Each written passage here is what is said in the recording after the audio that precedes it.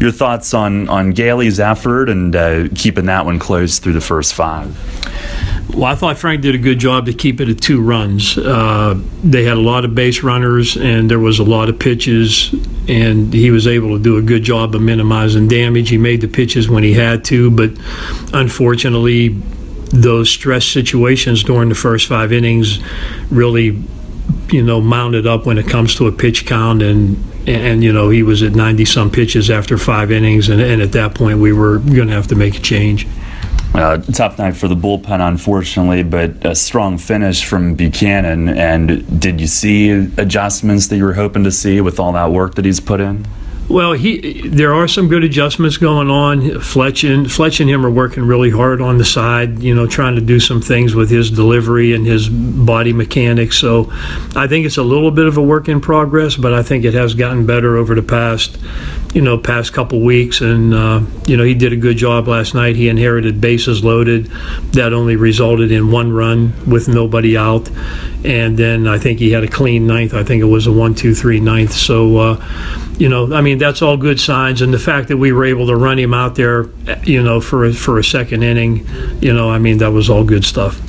Well, one lineup change tonight. Trienfeld gets the night off and Simpson back in. And what have been your thoughts on the way that Carlos has responded, where he went a little bit without playing, but got right back in there and really gave you a lift?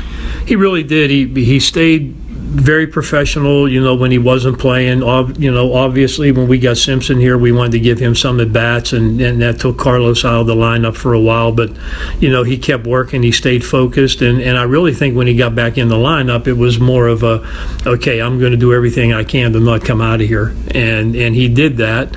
And today is just a day off for him. He's been out there like 5 nights in a row. It's been really hot. We have a 1 o'clock game tomorrow. So, we want to get Simpson in there too and let him get some swings again tonight and see, because he's been working on some stuff too, so we'd like to see his adjustments and how they play out in the game. But Carlos has done a great job for us. He's come through with some clutch hits and played overall pretty good defense down Southern Maryland and here.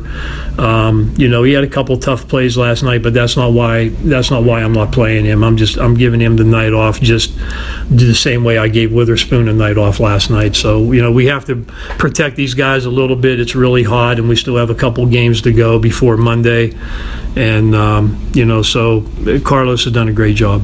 All right, thanks a lot. Good luck tonight. Yep, thank you.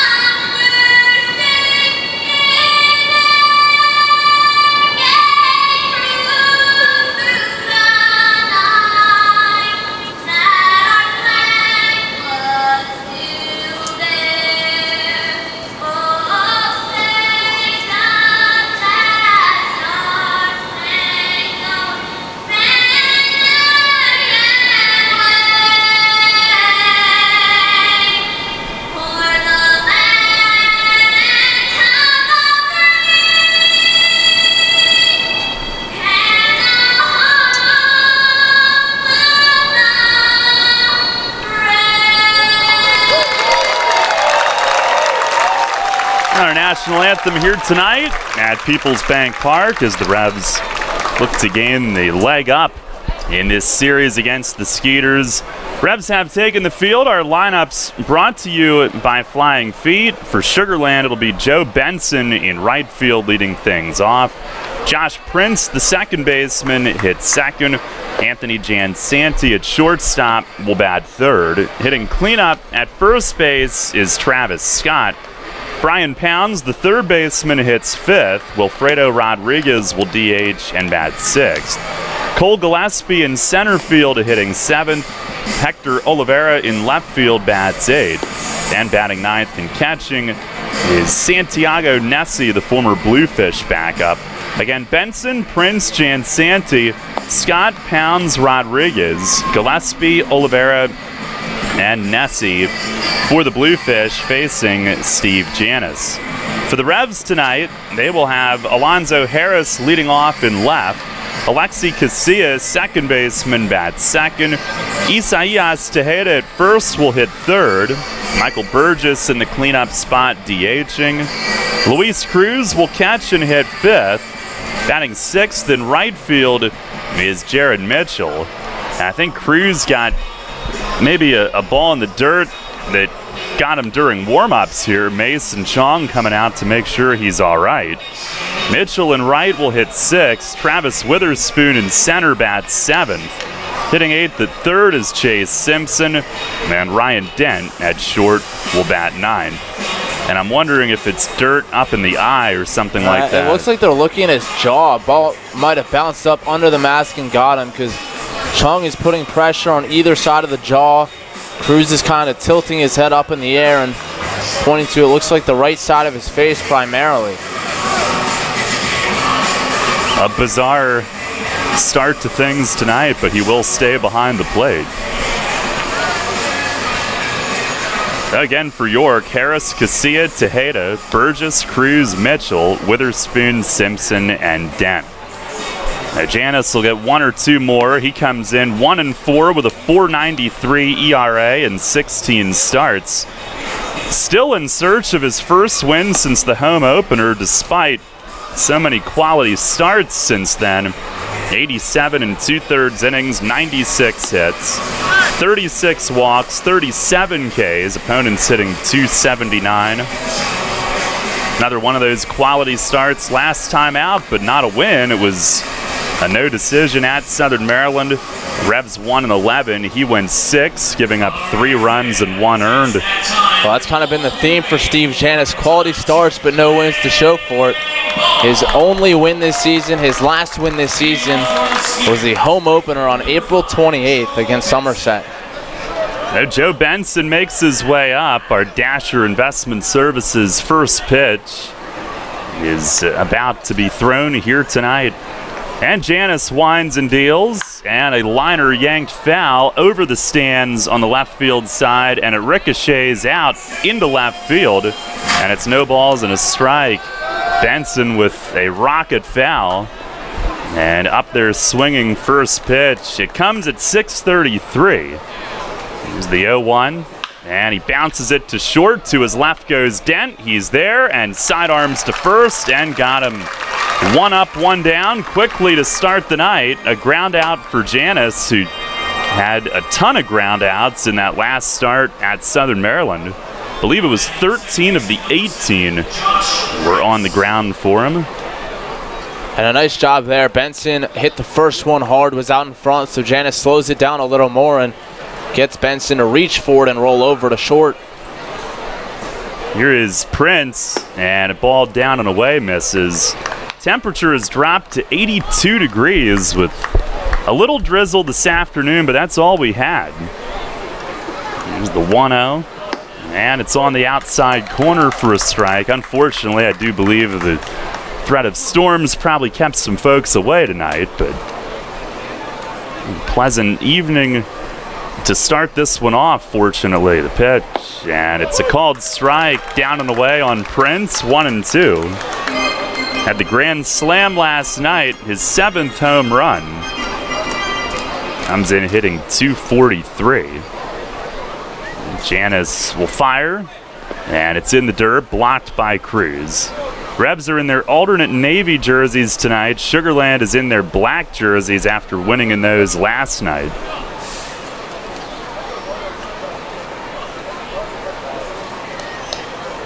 Janis shakes off 3 times, kicks and delivers, and a swing and a miss. He went up high with the fastball, and Prince couldn't connect. 2 down.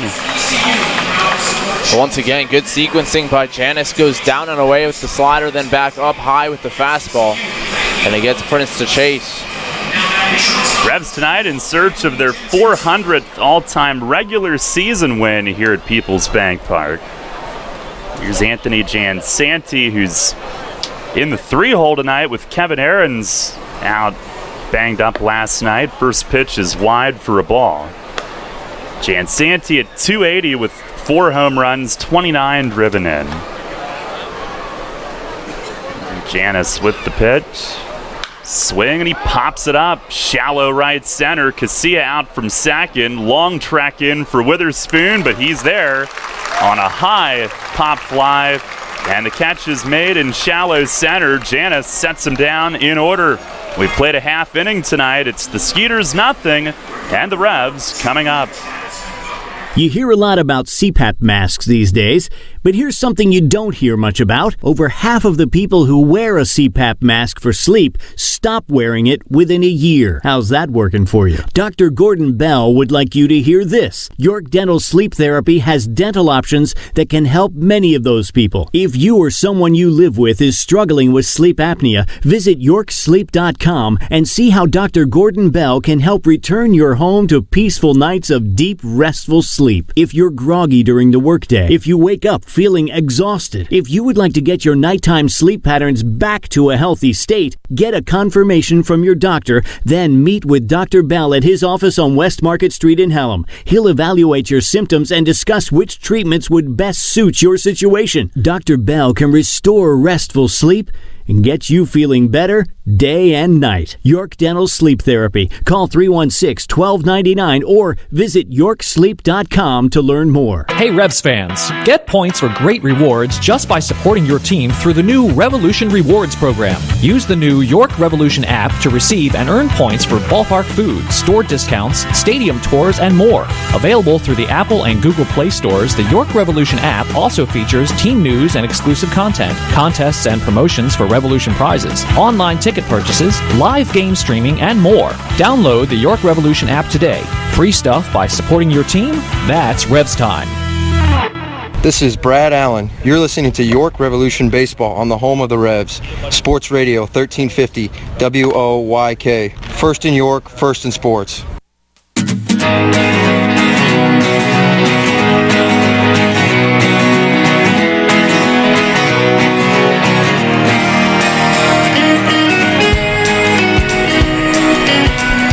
With a blast from Cannonball, Polo takes off running to coach third base, and Alonzo Harris will make his way to the plate as the Revs offense is symbolically introduced.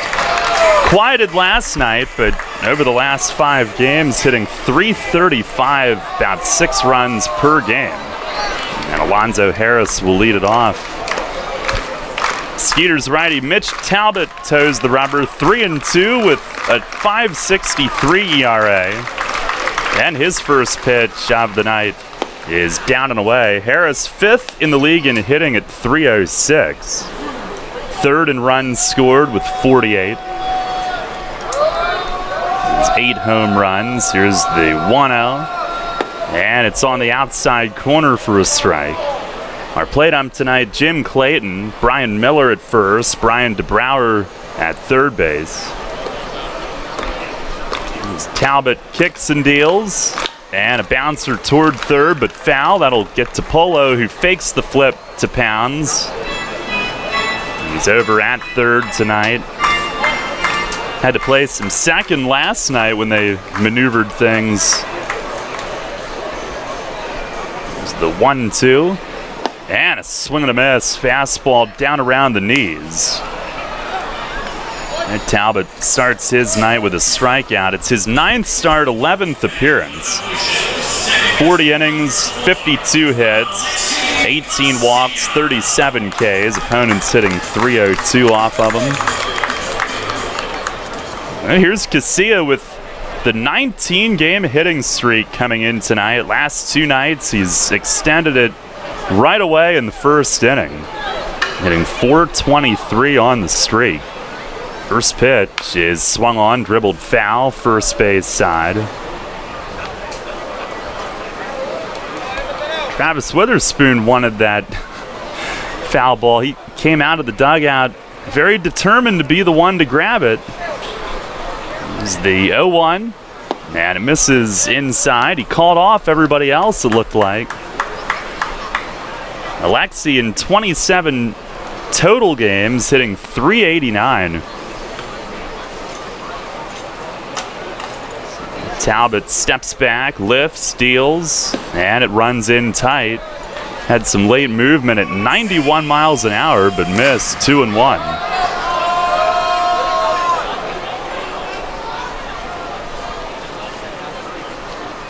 And the pitch. He drops it over for a strike off speed, 2-2. Casillas hit safely in 23 of his 27 total games. 11 with multiple hits. He asked for time and adjusts the batting gloves. Going with a gold pattern on those tonight. Talbot the pitch. And a breaking ball hit the other way and left. Oliveira over, and he's got it. Now, Casilla hit it pretty well on a line the other way, toward the line and left. But Oliveira just in front of the left field warning track, a couple of steps over, was there. Well, not a terribly difficult play for Oliveira, but it just goes to show, again, the bat control that Casilla has, his ability to hit to all fields, just kind of serving it out there. Good piece of hitting nonetheless. Now here is Isaias, who last night had an 11-game hitting streak ended. He batted .447 on that. Overall, fourth in the league in hitting at .309, 11 homers, and tied for fourth in RBIs with 50. First pitch is chopped toward third. Pounds backs up, plays the hop, a long throw gets him. And he started to come up and then reversed course and backed up, but was able to handle it on the hop right along the line at third. 1-2-3 inning for both starters to start the night. Now we go to the second, no score. Sports injury? Walk into WellSpan Urgent Orthopedics for immediate care. No appointment is ever needed. Our orthopedic and sports medicine specialists are here to treat you. Visit wellspan.org/urgent orthopedics today for hours at our York and Hanover locations. This is the Dan Patrick Show. I just like to say that y'all rock, man. Tom Verducci of Sports Illustrated wrote the cover story on Vin Scully. Was there any moment where he thought he was not going to keep his job? There was a moment there when the Dodgers moved to Los Angeles, and they wanted their own voices. And it was Walter O'Malley, the Dodgers owner, who stepped in and said, no, Vin Scully is going to be your announcer. He's the best that there is. Dan Patrick. Mornings at 9 on Sports Radio 1350 WOIK. Are you one of the many people that has a 401k that is eligible to roll over, but you just haven't done it yet? Maybe you're not sure where was the best place to put it. I'm Tom Dasher of Tom Dasher Investment Services. I specialize in helping you getting your 401k and IRA money parked in the best place for you. So if you haven't rolled your 401k yet, or if you're not satisfied with your IRA, call me for a consultation at 487-2096. That's 487-2096. And check out my website at tomdasher.com. Hi, this is Brian Ascuri of the U.S. Women's Soccer Team. You're listening to Sports Radio 1350 WOYK. First in York, first in sports.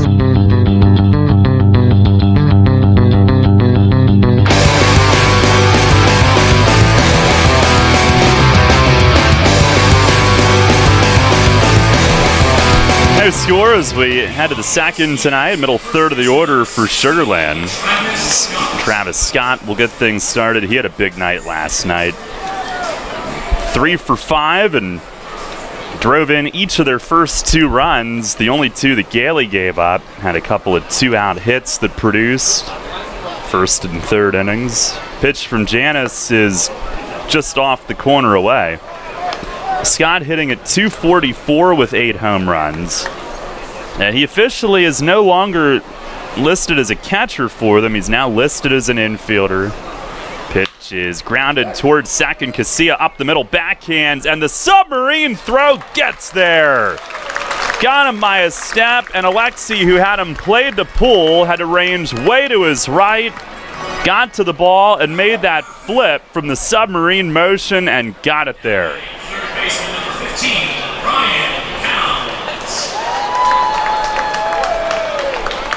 multi-talented Revs second baseman. Here's Brian Pounds, who homered last night over the batter's eye in center. First pitch is high. He's got 8 home runs, 5 with Sugarland. 2 of those 5 have been here in York. There's the 1-0, and it misses low. And after a really rugged start with his new team, he has started to get things going again. 333 the last 14 games. Overall at 221. The 2-0, and that misses high. And with Sugarland now hitting 230. Janis missing with his first 3 to him. Deep breath, here's the wind and the pitch, and it sailed outside, a 4-pitch walk. First base runner of the night. And Wilfredo Rodriguez, who DHs for them tonight, up next.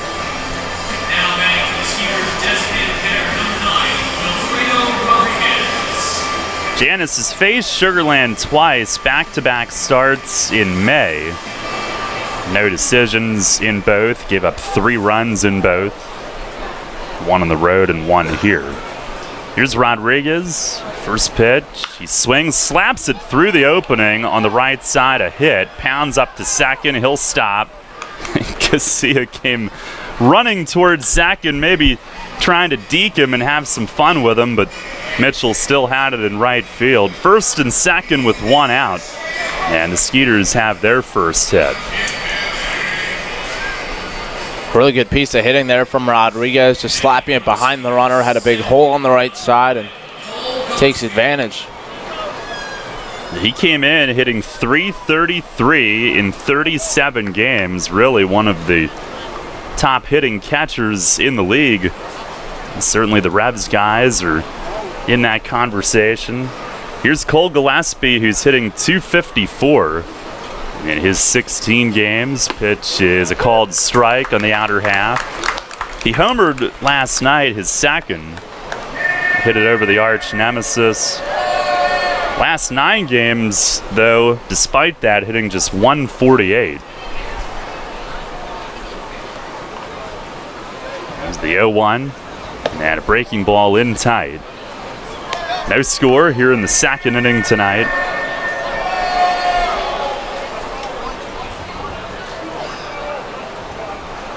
Janis with 3 earned or fewer in 12 of his 16 starts. He fires, and it runs outside, 2-1. Last time out, it was, well, really the last couple of times out, it's been 1 inning that has hurt him. Last time it was a couple of unearned, but 3 total.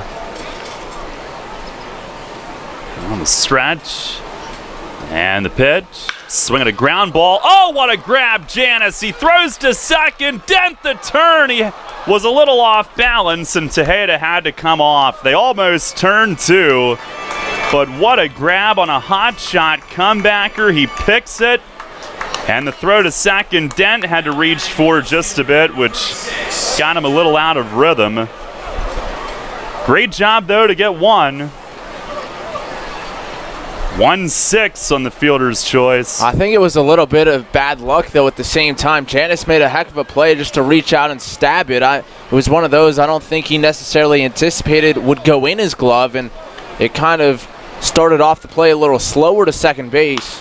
Here's Oliveira, who fouls the first one away. He had to kind of gather and then throw to Den, and it just kind of slowed the turn down. I think had it gone past Janis, Casilla might have been right there, and they might have been able to turn 2. Not, obviously it's tough to blame the pitcher for just reaching out and fielding his position, but I think they might have had it anyway. There's the 0-1, and a high fly ball, left center field. Witherspoon on the run, and he will have room onto the track in deep left center.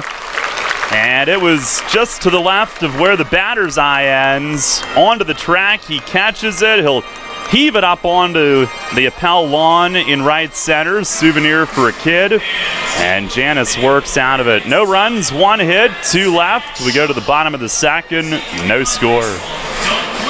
You line your feet up on the edge of the starting block, shake out your arms, and then you push off the block in one fluid motion, fully extending your body and cutting into the water with nothing on your mind but the mechanics. You're a swimmer, and whether it's practice time in the pool or crunch time at a meet, Flying Feet is with you every stroke of the way. Flying Feet. Flying Feet Sports Shoes is a swimmer's paradise. Get suits by Dolphin, Speedo, Nike, Arena, and Tier. Pick up practice gear, team gear, and training equipment like fins, snorkels, and kickboards. The Flying Feet team has high-tech competitive suits, customizable caps, goggles, even goggle repair items. Shower down with swimmer's shampoo and body wash, plus suit wash to limit the wear and tear of chlorine. Time to dive into the pool? Then it's time for Flying Feet. We're more than sports shoes. Flying Feet. 1511 Mount Rose Avenue, York, just off exit 18 of I-83 next to Battery Warehouse. Facing a legal issue can be a frightening time.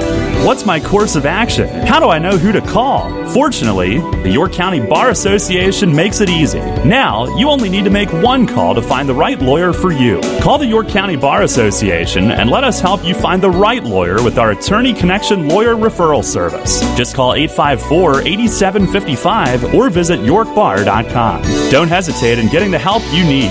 Contact the York County Bar Association and let us help you find the right attorney at the right time. This is Houghton Buchanan. You're listening to York Revolution Baseball on the home of the Rebs, Sports Radio 1350 WOYK. First in York, first in sports.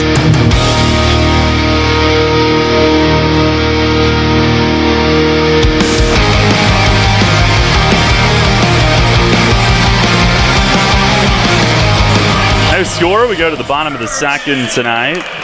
Mitch Talbot had a 1-2-3 inning in the first. It'll be Burgess, Cruz, and Mitchell here.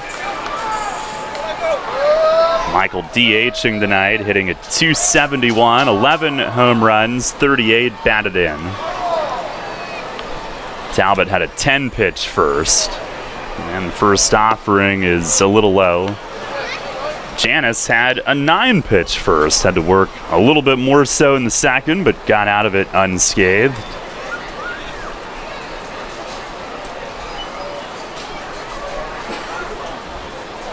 Talbot winds, deals, and a fastball missed outside. Our Heritage Lawn and Landscape Care home run contest tonight. If the Revs go yard, one of our listeners will win.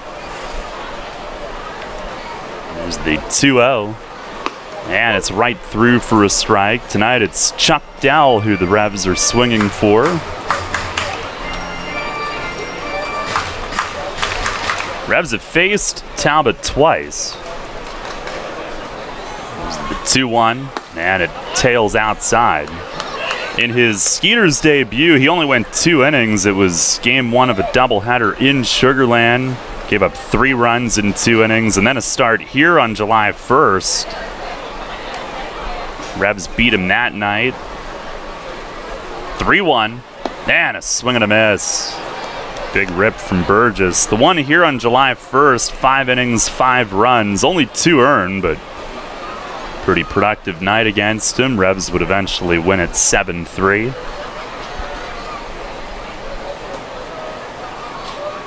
On the wind and the pitch, and a swing and a miss. Fastball gets Burgess.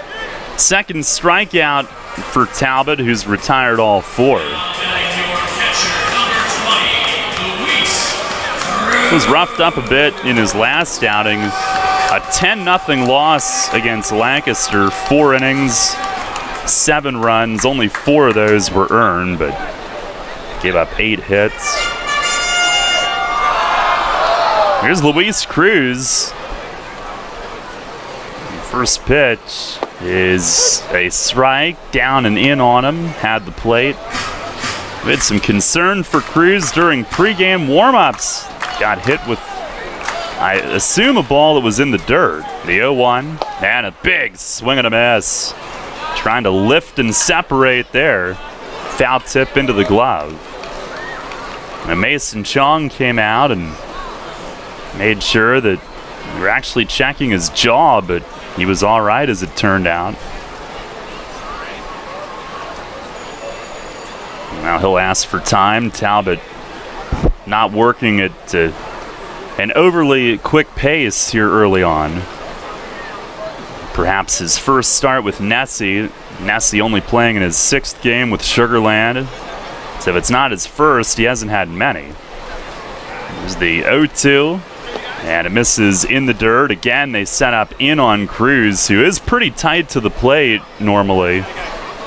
Trying to bust him in this at-bat. Talbot, 33 years old, from Utah. Pitch is inside and a swing and a miss. Off speed, dipping down low. Might have been a splitter. And he's got his 3rd strikeout, having retired all 5. Well, he seems to have pretty good run to both sides of the plate with his fastball.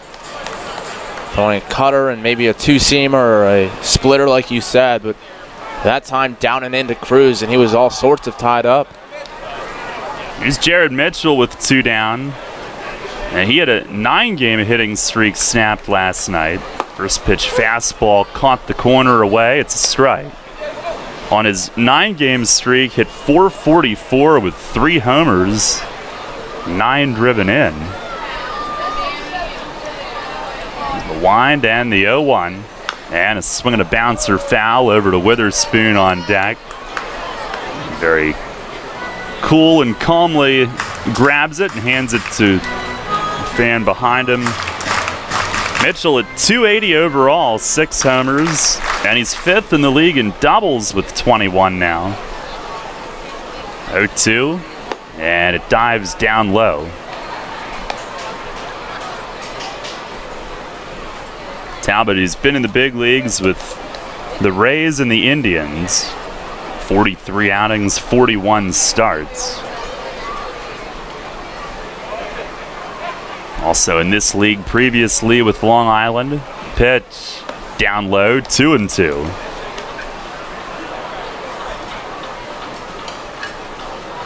In his major league career, 12-19, ERA a little over 5. He's also pitched overseas in Korea. Originally a 2nd-round pick of the Astros in 2002 out of high school in Utah. 2-2. Swinging a bouncing ball at first, and off the glove of Scott, it deflects into right. Mitchell is safe. Scott tried to make a backhand pick on a short hop. It'll be a base hit for Mitchell, who's a 2-out base runner.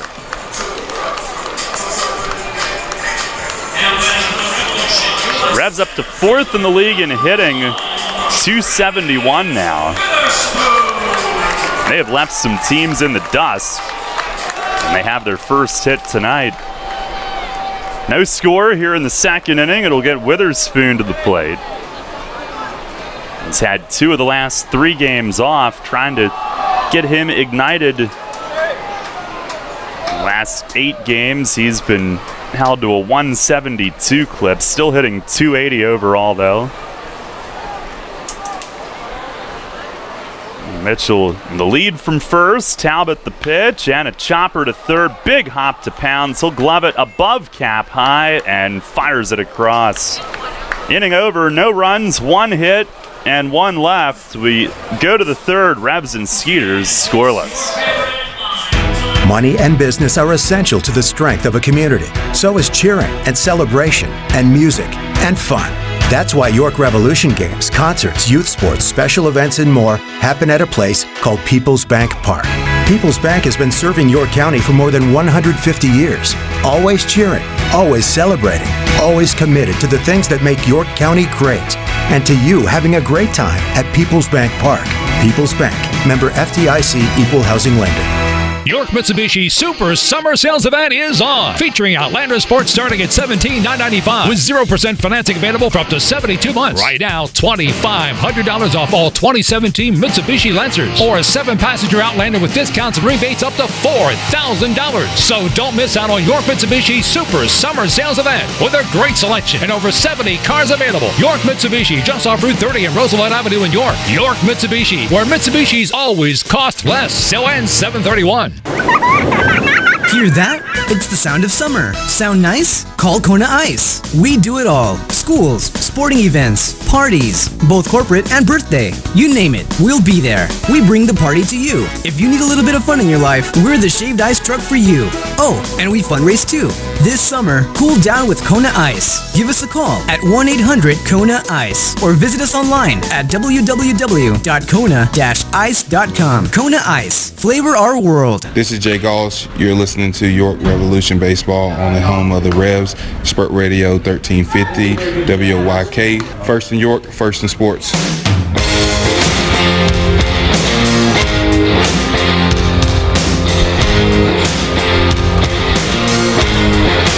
Head to the third, no score. Each team with a hit. Santiago Nessie will lead things off. He is the K-man tonight. 9-1-2 for the Skeeters. And Nessie, who played in 32 games with the Bluefish, is in his 6th game played with Sugarland. First pitch of the inning from Janice is in at the knees for a strike. Nessie hitting 197, couple home runs. One of those was here back in May on a cold night. And the 0-1, and he loops one to center. Witherspoon hustles in and runs it down. One down here in the top of the third.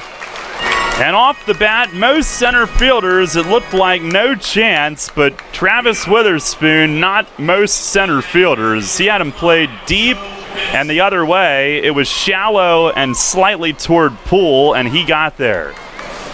And I thought for sure he was going to have to go to the ground, but not even that. Caught it belt high. Here's Benson, top of the order. And he swings, lines one toward the gap in left center. Hit well, and it's off the padding right to Witherspoon, and he'll crank it in towards second, but Benson slides in with a double. Hits it off the wall on the fly, a one-out double.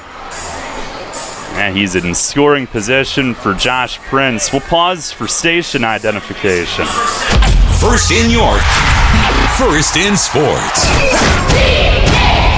Your only local sports station. The new Sports Radio 1350, WOYK, York, Pennsylvania. No score here in the third inning tonight. Revs hosting the Skeeters. Darrell Henry along with Matt Present from Peoples Bank Park. Benson at second with one out. Josh Prince digs in. The first pitch is down low. Struck out swinging his first time up. Rafael Montalvo managing and coaching at third. Gary Gaetti away for the weekend for the Twins' 30-year World Series championship anniversary. Pitch is off the plate away. Count now 2-0.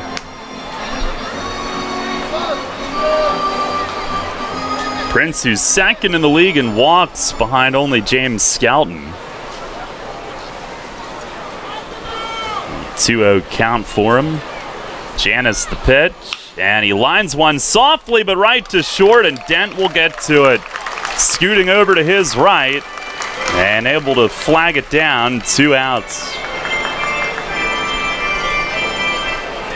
Revs Baseball brought to you by Wolf's Bus Lines, The Pretzel Twist, Neighborhood Sure Save Markets, Turkey Hill Minute Markets, Etline Foods, and D's Nuts.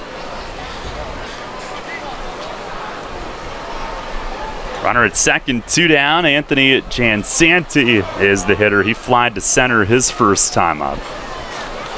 And the first pitch to him, it's down and away. No score here in the third inning.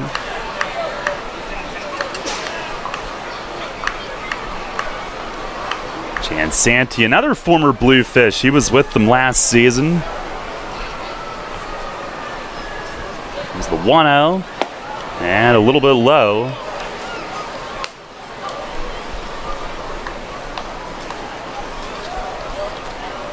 Originally from Stamford, Connecticut.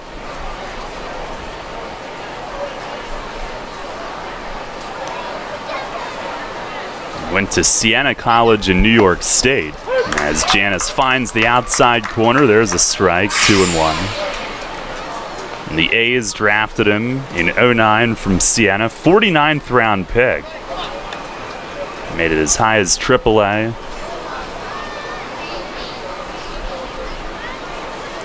Janis checks and the 2-1. And it cuts onto the outside corner. A called strike to even it. Trying to work around the 1-out double. Benson at second. Here with 2 outs in the third.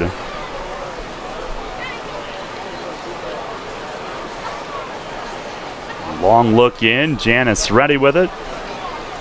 The 2-2. Swing and a pop-up foul and out of play, first base side.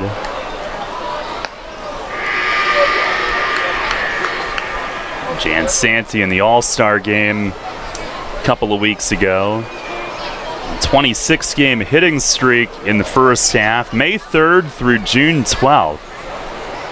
One of the hottest hitters in the league early this season. The pitch.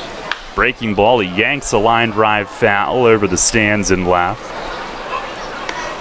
Last year with Bridgeport, he hit .247. Had 6 home runs.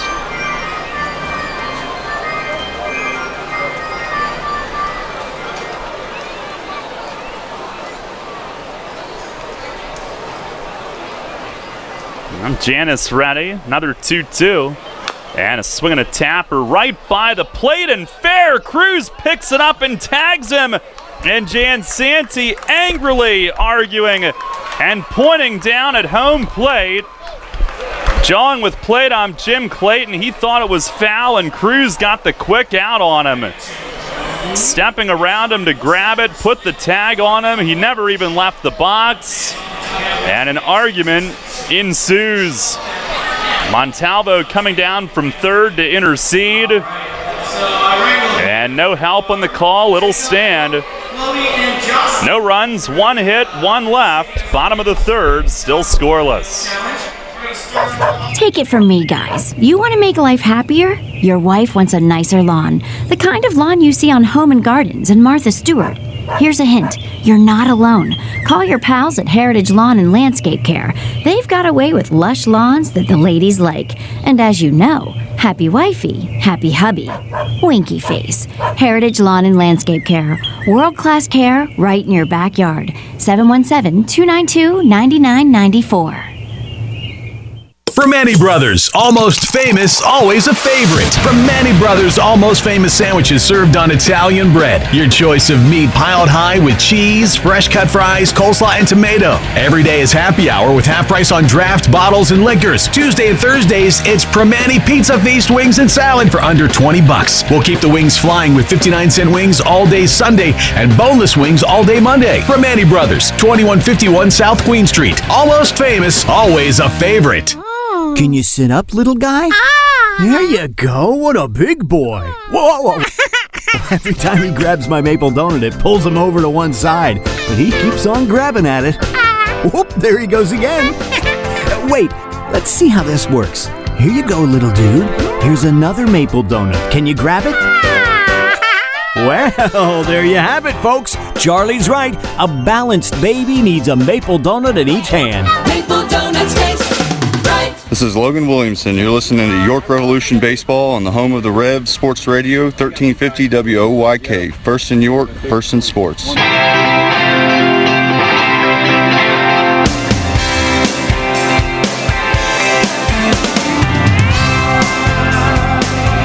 No score. Janis works out of a little trouble again. The 1-out double.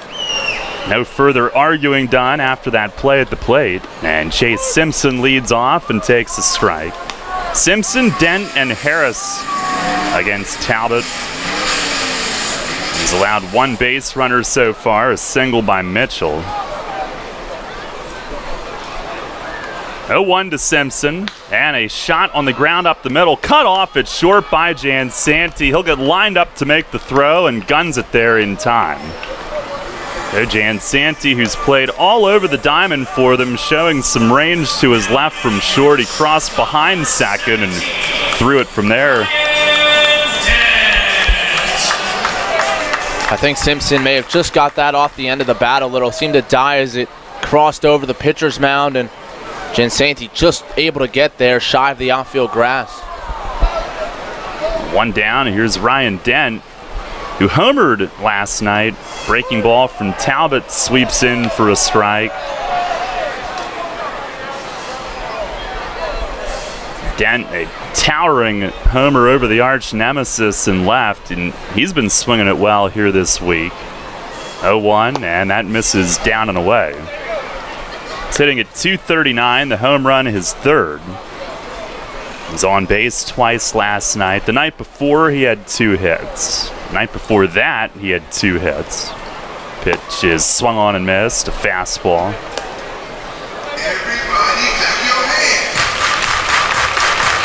One ball, 2 strikes.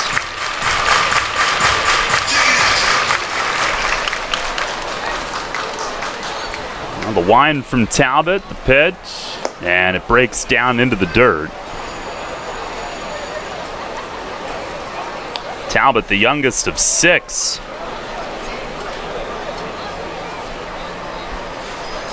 He's 5 siblings. Winds and deals, and a swing and a high fly ball to shallow right. Benson starts in, now it's to cut hard over toward right center, but he's there. Almost went a step too far and reached to his side. He's got his arms out like, what the heck happened there on that read? Wind might be swirling a little bit looking at the flag tonight. Yeah, but I'm also wondering why the heck Gillespie didn't move from center. Yeah. He just stood there like a statue and straight away and let Benson have an adventure in front of him. At 2 down, here's Alonzo Harris back at the top of the order. Talbot struck him out in the first inning. First pitch, breaking ball, hooks outside. On our WellSpan Sports Medicine injury report, the Revs are in good shape. Sugarland had to pull Kevin Aarons last night. He felt something running the bases. The 1-0, and that's inside. Harris backs up. Also, Zach Zinicola, a reliever who's been in the DL almost all year. Lance Zawadski, who's been on it since the Revs were in Sugarland in May. There's a fastball strike on the outer edge.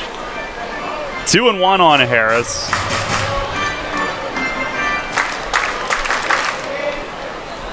The wind and the pitch. And it missed inside. Makes him shuffle his feet. Coming in tonight, Tejeda 4th in hitting, Harris 5th. There's the wind, the 3-1, and a swing and a miss. That was borderline down and away. I don't know if that would have been a strike or not. 3-2.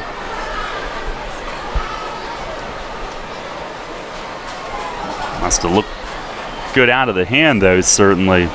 And now Talbot wants Nessie to go through the signs again.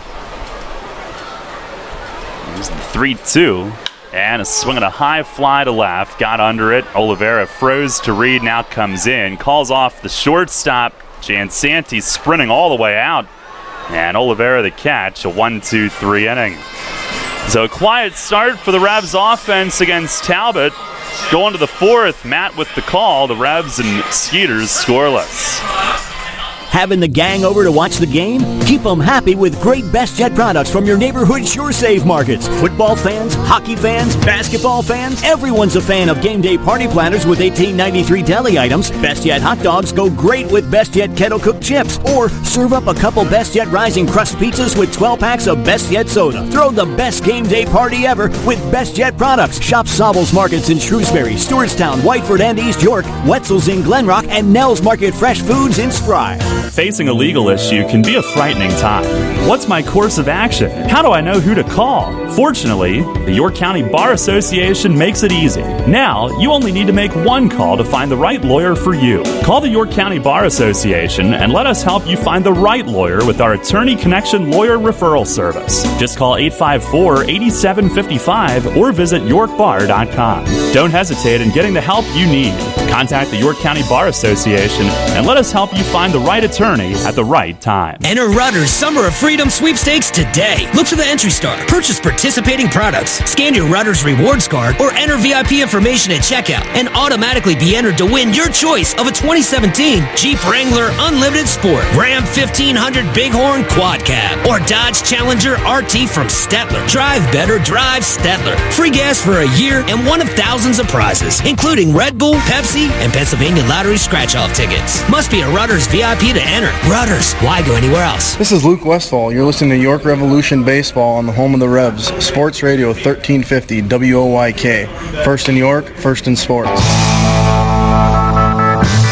Go back to...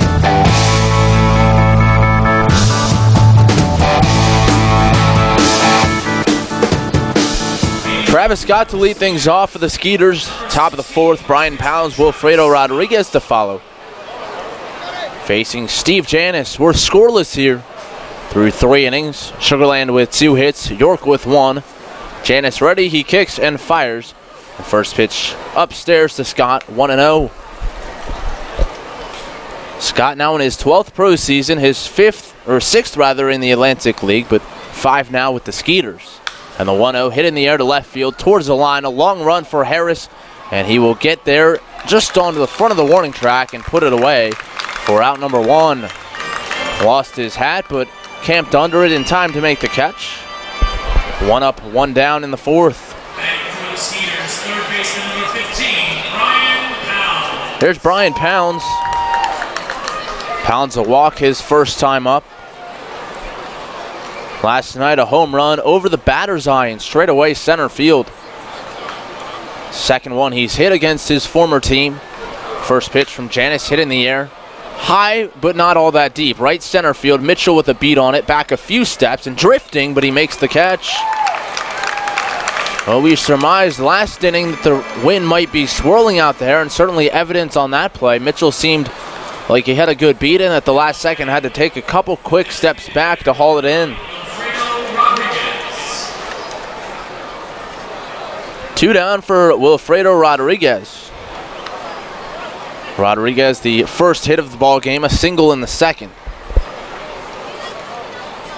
Janis ready and fires, and it's a first pitch fastball at the knees on the inside corner, 0-1. Rodriguez now with 11 multi-hit games. Over his last 28, and the pitch in tight with a fastball. 1 ball and 1 strike. He's hitting .367 over that span. Not an everyday player, but still, when he's in the lineup, is productive. The 1-1 from Janis served the opposite way. Mitchell in right backs up a couple steps, and right there to make the grab. A quick 1-2-3 inning, 3 flyouts for Steve Janis. Through 3.5 at Peoples Bank Park, we're scoreless between the Revs and Skeeters on 1350 WOYK. At Donegal, we understand there are many costs associated with running a business. That's why Donegal works with you to provide quality insurance products based on your business needs, and why we deliver that insurance at a price to fit your budget. Call your local independent Donegal agent today and discover why, when it comes to insurance for your business, Donegal is a better value. Contact Coatman Kunkel Insurance at 717-854-0300 or stop in at 3217 East Market Street, York. Locally owned and operated by Pam and Rudy Coatman. Coatman Kunkel Insurance. Hey Revs fans, now's your chance to win big with the Revs and Shipley Energy. This season, during every home game at Peoples Bank Park, it's the all-new Shipley Energy Grand Slam inning. Each game, 1 inning will be designated, and 1 name will be selected as the contestant. If the Revs hit a Grand Slam that inning, you could win $5,000. To enter, stop by Fan Services and fill out your form, or enter via the York Revolution app or YorkRevolution.com. Sign up today and win big with the Revs and Shipley Energy this season. Hey Jane, check it out. 2 brand new Fast Play games from the Pennsylvania Lottery. Yeah, you just pick your game, get your ticket, and see if you've won. And with Payday, you could win progressive top prizes instantly. Instantly? That's fast. Not faster than me drinking this frozen slush. You okay? Ouch. Headache. Oh. Fast Play. Play fast, win instantly. The Pennsylvania Lottery. Players must be 18 or older. Please play responsibly. Benefits older Pennsylvanians every day. This is Michael Click. You're listening to York Revolution Baseball, home of the Revs, Sports Radio, 1350 WOYK. First in York, first in sport.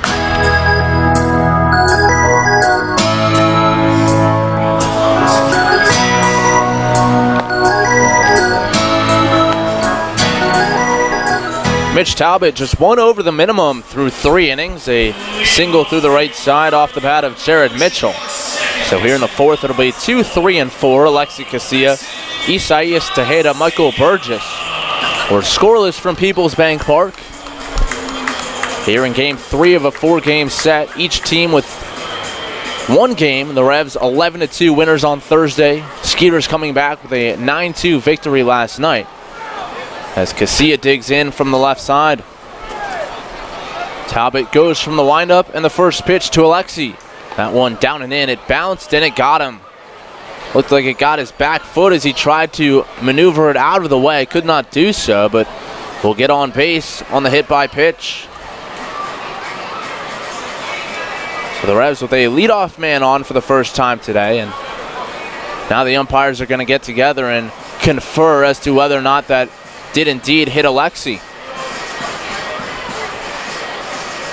Jim Clayton, the home plate umpire, joining the base umpires, Brian DeBrouwer at third, Brian Miller at first, as they came together briefly in between the mound and first base, and now the Skeeters asking for an explanation. They felt as though it did not hit Casilla, and now Rafi Montalvo coming towards Clayton at the plate to ask for an explanation. Montalvo again, the head man for this series. Gary Gaetti back in Minnesota celebrating 30 years from his World Series championship team. 1987, the Twins won it. He was a big part.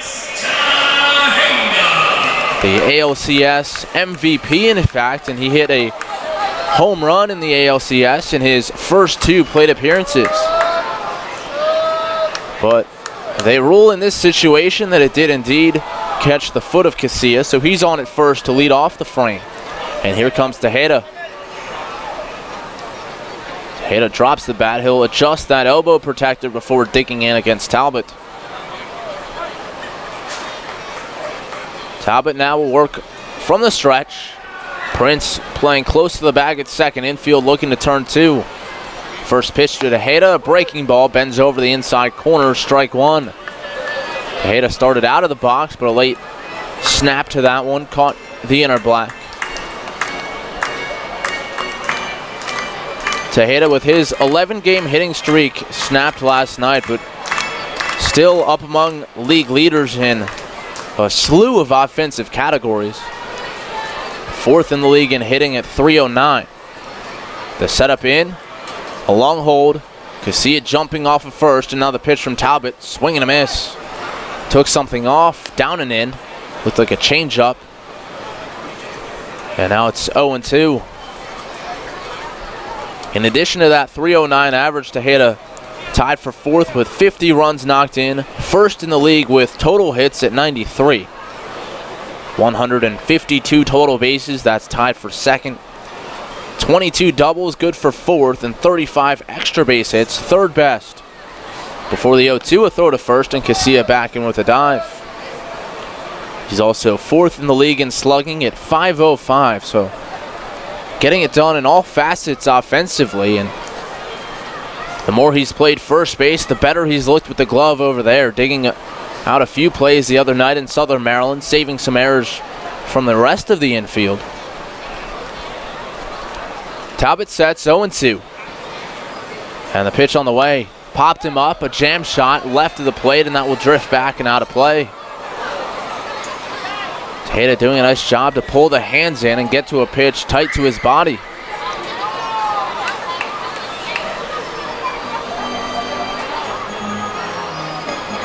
Count remains no balls and 2 strikes. Scoreless here from Peoples Bank Park.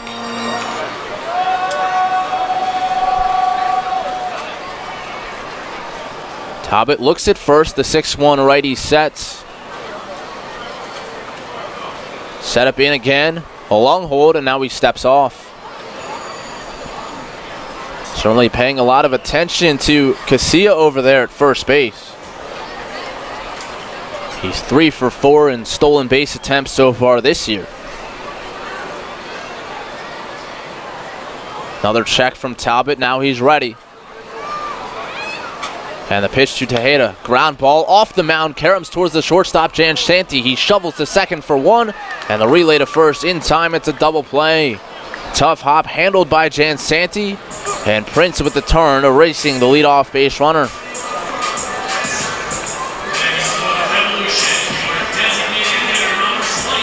Two down for Michael Burgess. Burgess, a strikeout victim, his first time up.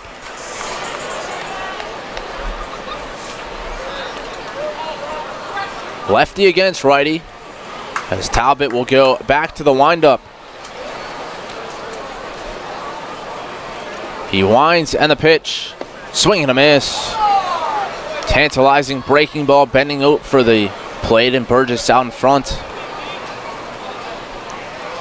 Burgess also with a hitting streak snapped last night. He'd hit safely in his previous 6, but his entire lineup really hitting a lot better.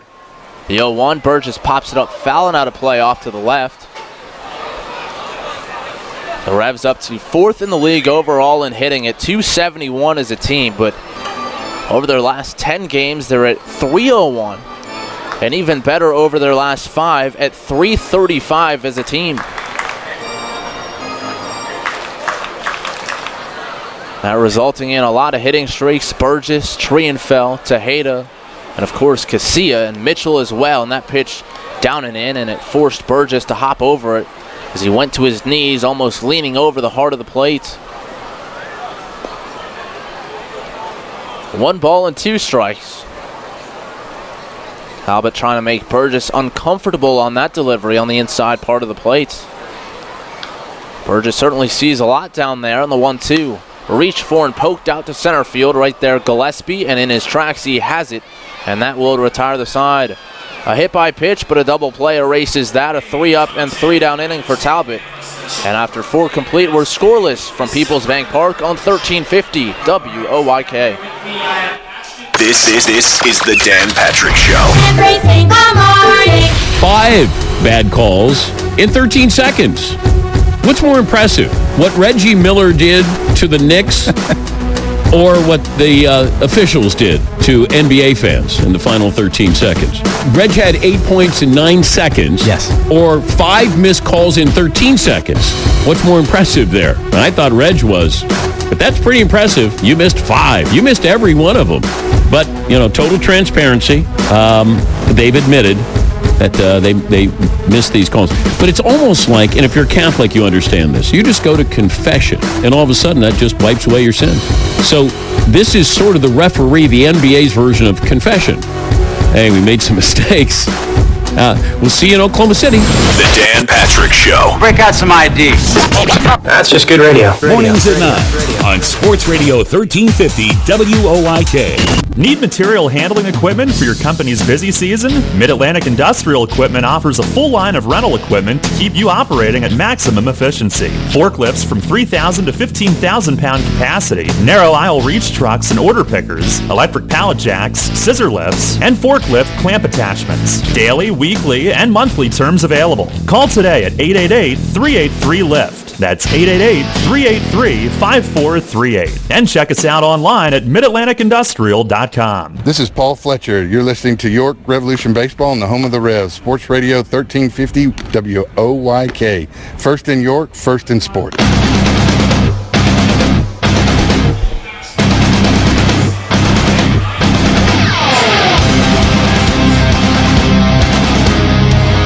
We have a pitcher's duel on our hands at Peoples Bank Park. Steve Janis needed just 6 pitches to get through his 4th inning, 3 flyouts, and a 3-up, 3-down frame. He's back to work here for inning number 5. He'll face 7, 8, and 9 in the order. Cole Gillespie, Hector Oliveira, and Santiago Nessie. 3 base runners against Janis today, that's all. On the other side of things, Talbot has allowed just 2. Neither team with a runner past second base through the first 4 frames. And here's Gillespie. Janis kicks, and the first pitch hit on the ground left side, base hit left field. Right in between third and short. And a leadoff base runner for the Skeeters to begin the 5th. Not a bad pitch by Janis, just hit them where they weren't, and Gillespie, the leadoff man, on. Here's Oliveira. Fly out to center, his first time up. Out of the lineup last night, back in there this evening. And the pitch from Janis, and that one's down and away, ball 1, a breaking ball. Oliveira played in Cuba, where he hails from, up until 2014 when he defected and came to the U.S. The 1-0 reached for and hit in the air, right field straightaway. Mitchell measuring it, takes 1 step back, now 2 to his left, and he makes the grab, and that's out number 1.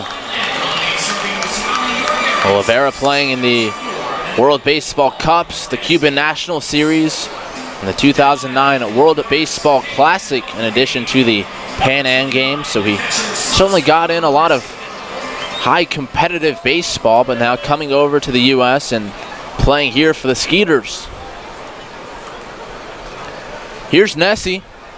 Santiago back behind the plate tonight. They've used a different catcher in each of the first 3 games. Runner goes for second, the pitch inside for a strike, throw down the tag, not in time. Ball knocked out of the glove of Casilla. On the slide in from Gillespie, he's in with a stolen base. So Gillespie swipes second. It's his 4th steal in 5 tries. Runner in scoring position with 1 away. And an 0-1 count to Nessie. Janis sets, checks second. Set up away. Another look, and now he comes home, and it's a swing and a miss. Nessie chased it off the plate away, and he's in the hole 0-2. Nessie playing in just his 6th game here in Sugar Land. Starting tonight was Wilfredo Rodriguez behind the plate last night, and Albert Cordero playing catcher in the opening game of the 4-game set. 0-2, swing and a miss, strike 3. A tantalizing breaking ball up in the zone, and Nessie out in front. Second strikeout on the night for Janis, and 2 away here in the 5th. That'll turn the lineup over for Joe Benson. Benson really the only player on either side to hit the ball hard in this game. First pitch of the game, he smoked foul deep down the line and left, and then doubled in the 3rd to the gap in left center. Janis sets, and the pitch. Breaking ball bounces in, blocked down by Cruz. It's 1-0.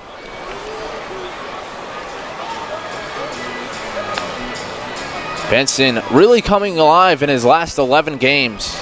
20 for his last 50, and even 400, including 6 multi-hit games. Scoreless here, top of the 5th. Gillespie out at second with 2 down. The 1-0 from Janis, and that's a fastball just off the outer black. 2-0 the count. You can tell after the contact that Benson got against Janis his first couple times up, that Steve trying to be a little more careful here his 3rd time around. Cruz sets up away, and the pitch from Janis, fastball fouled straight back.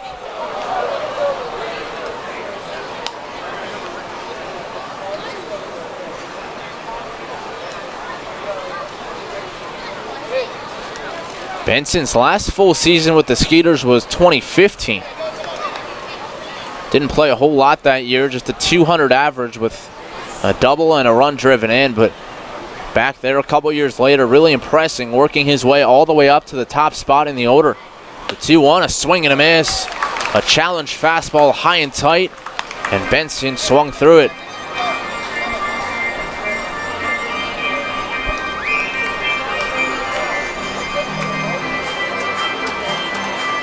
Janis working from the first base side of the rubber. Witherspoon in center.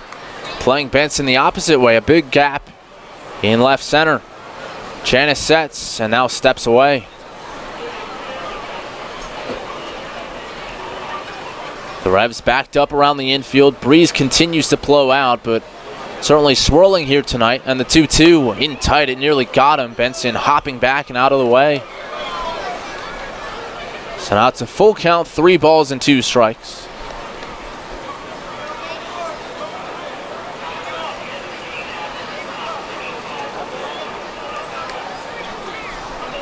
Benson took a little walk, now he's backing in a slightly open stance from the right side.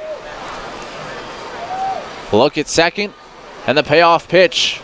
Swinging a tapper down the line at third, but that will roll foul. Montalvo picks it up. He'll give a fan a souvenir.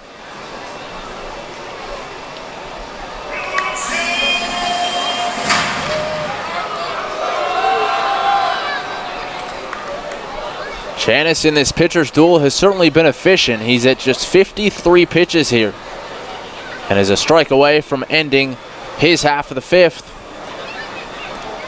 Stepped off momentarily. Now he's back and ready. He sets at the letters and looks at second. The payoff pitch. Swinging a drive high in the air, deep to left field. Turning his hair as he looks, and that one is gone. Joe Benson with his 4th home run of the year. And the Skeeters on the board first. It's 2-0. Janis left a fastball up in the zone. And the 14th home run against him this year. Tied for first in the league.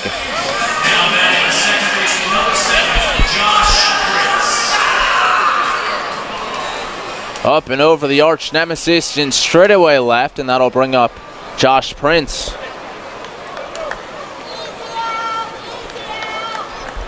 Revs yielding 3 long balls last night as Prince digs in. First pitch hit on the ground to third, and that's foul. Josh Prince, the biggest of them all, a grand slam in the 6th inning. Pounds and Gillespie each with solo home runs in the 7th.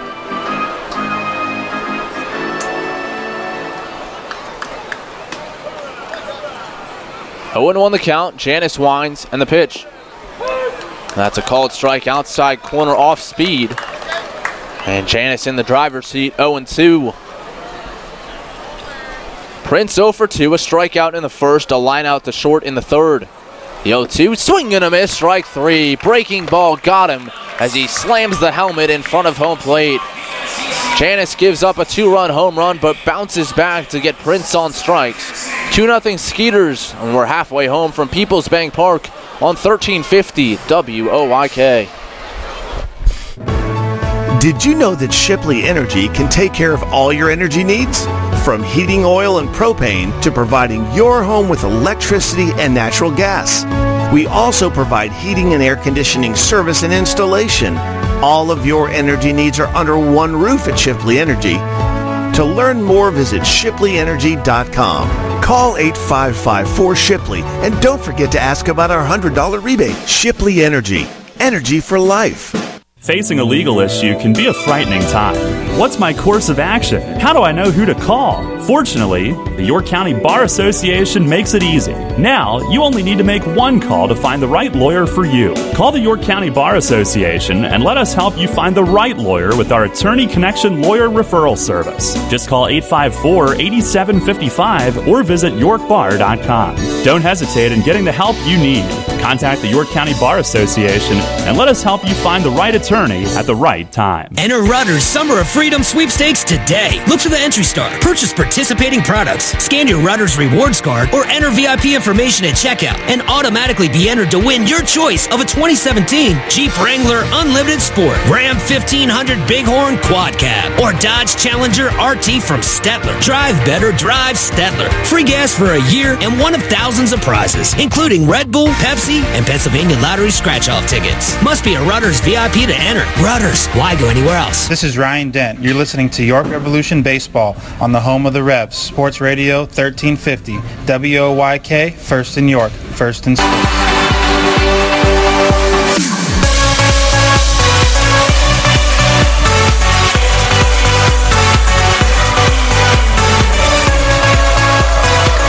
Joe Benson goes deep, a 2-0 lead for the Skeeters.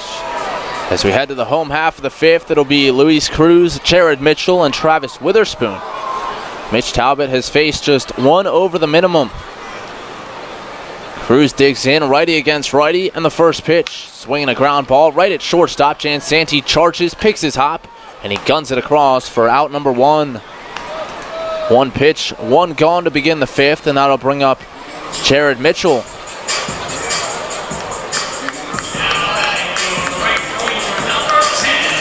And Mitchell at the plate has really heated things up. Hit around .330 in the month of June, even better here in July. And after a really rough start to the season, his average all the way up to .280. As the only hit of the day for the Revs, they play him to pull in the first pitch in the dirt, ball one. Mitchell also up to 5th in the league in doubles with 21. We've talked about it time and time again. He just continues to rack up the extra base hits. A 1-0 from Talbot. Mitchell squares and pulls back and takes a strike outside corner. Had Brian Pounds charging in from third.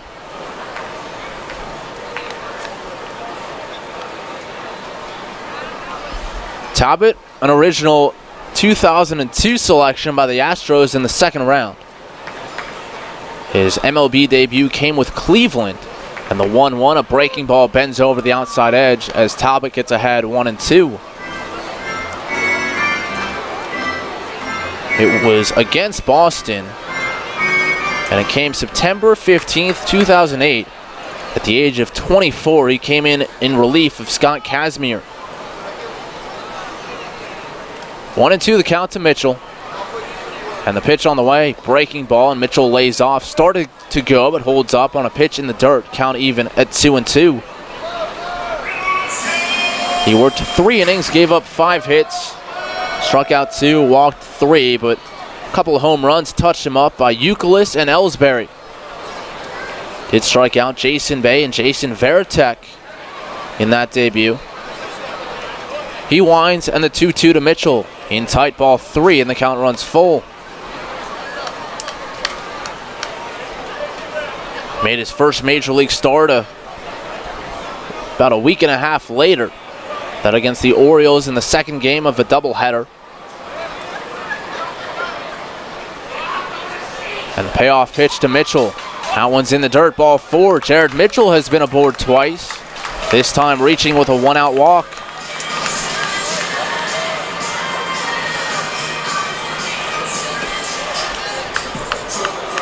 Here comes Travis Witherspoon. Witherspoon a ground out to third, his first time up.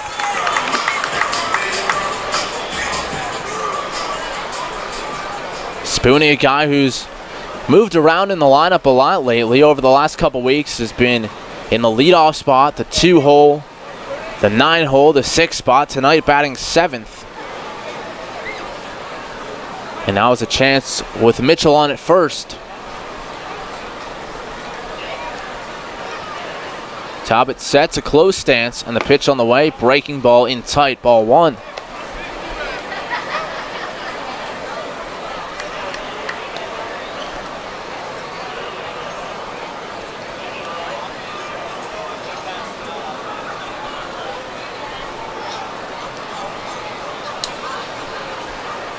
Want to know the count. Talbot sets and throws to first, and Mitchell back in with a dive. Talbot originally acquired by the Rays with Ben Zobrist in a deal that sent Aubrey Huff and cash the opposite way. Then traded to the Indians later on in his career for Kelly Shopik. Really known for a good changeup throughout his time in various organizations. Fires to first, and Mitchell again back in safely. When he's with the Tampa Bay organization, his changeup was ranked the very best in their entire organization 4 straight years, and also ranked the top changeup in the Astros organization 1 year as well. Career 12-19 record at the major league level, now pitching here in the Atlantic League. 1-0 to Witherspoon, and the pitch on the way. That one catches the outside corner. Looked like a cutter there from Talbot to even things up, at a ball and a strike. 2-0 Skeeters, bottom of the 5th. Mitchell on at first with one away.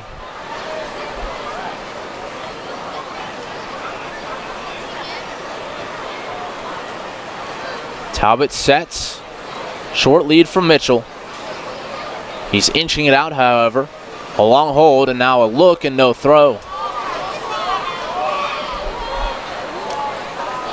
Talbot, who works in the offseason at Southern Utah University's baseball team, also does a little bit of coaching at Canyon View, where he went to high school in Cedar City, Utah.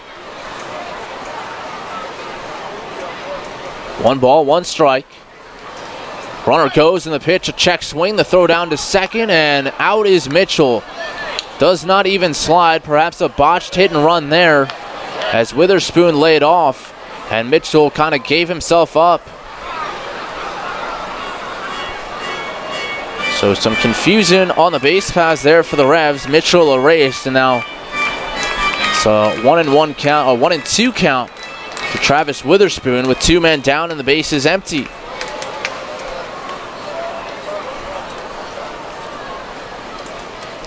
Talbot back to the windup. And the 1-2. Check swing on a ball in the dirt. Appeal to first and no swing, says Brian Miller.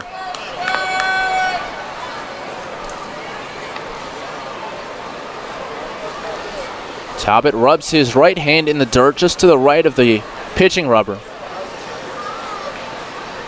Wipes the sweat away from his eyes. And now sets the 2-2. Swing and a miss, strike 3. Witherspoon out on his front foot. And for the second inning in a row, the Revs get a runner, but Talbot faces the minimum. 3 up and 3 down. A caught stealing erases Jared Mitchell. And through 5 complete at Peoples Bank Park, it's the Skeeters 2, the Revs nothing on 1350 WOYK. Hey, it's the good-looking genius at Broadway Transmission. You know what really grinds my gears? Perfectly good cars being thrown away just because the transmission went bad. My mind slips into overdrive when someone says, I'll just get a new car before I spend that kind of money on a transmission. What? According to Kelley Blue Book, the average price of a new car is $32,000. Now you're going to finance that, right? There's another $6,000 to $8,000. And if you drive it off the showroom floor, it loses 20% of its value immediately. Don't forget, you also have to pay sales tax, higher insurance rates, title and registration fees, and come up with $600, $700, $800 a month depending on your interest rates for 5 years. And remember, you will still have to pay for the upkeep of the car. Brakes, tires, wipers, fluids, etc. Stop! Trade your transmission, not your car. Thanks, good-looking genius. You're welcome, ma'am. Broadway Transmission. We'll get your shift together and save you all that dough. Visit us on the web at BroadwayTrans.com or stop in and see how it's done. Does your wealth advisor know how you take your coffee? At Smith, Mayer & Little Wealth Advisory Group, we genuinely get to know our clients, from their interests, goals, and dreams, right down to how they like their coffee. By understanding our clients on a personal level, we help them make wise financial decisions. In us, you will find a trusted confidant dedicated to your financial success. Smith, Mayer & Little, a wealth of knowledge about wealth. Get to know us over a cup of coffee or visit us at financialjava.com. Janney Montgomery Scott LLC, member NYSE, FINRA, and SIPC. Hi, this is Dan Patrick. Join me weekday mornings at 9 on Sports Radio 1350 WOYK.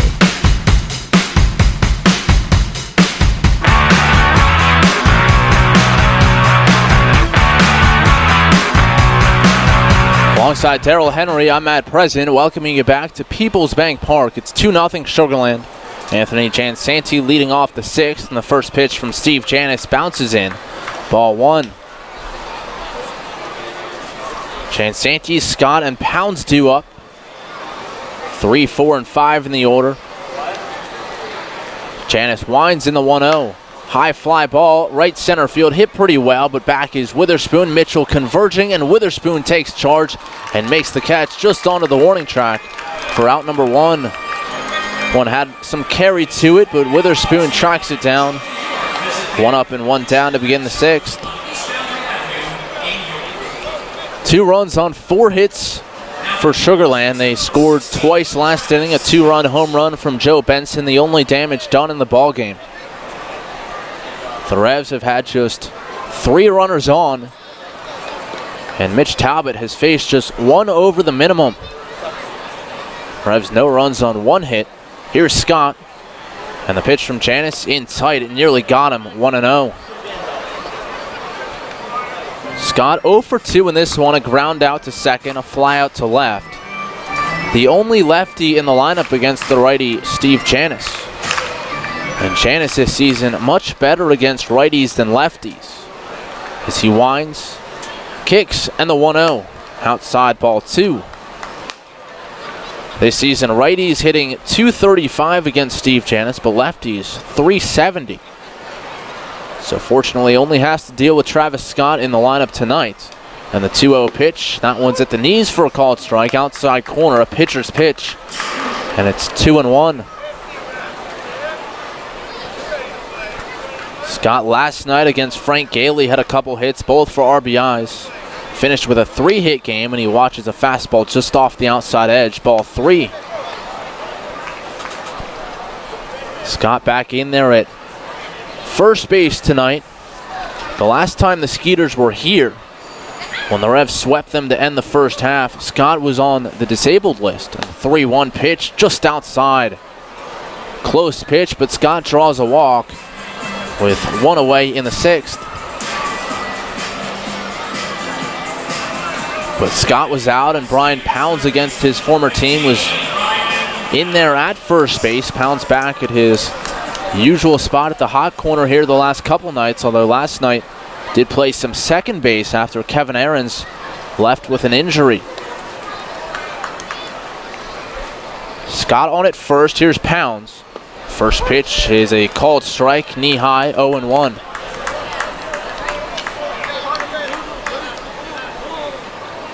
Pounds last night, a 3-hit game, 2 singles and a solo home run. He's really picked it up of late. Janis from the set, and the 0-1. Breaking ball bounces in, Pounds lays off, and it's 1 ball and 1 strike. Pounds over his last 14 games hitting .333. 16 for 48 at the plate, and hitting .474, 9 for 19 over his last 5. The 1-1 from Janis, down and away. 2 balls and a strike.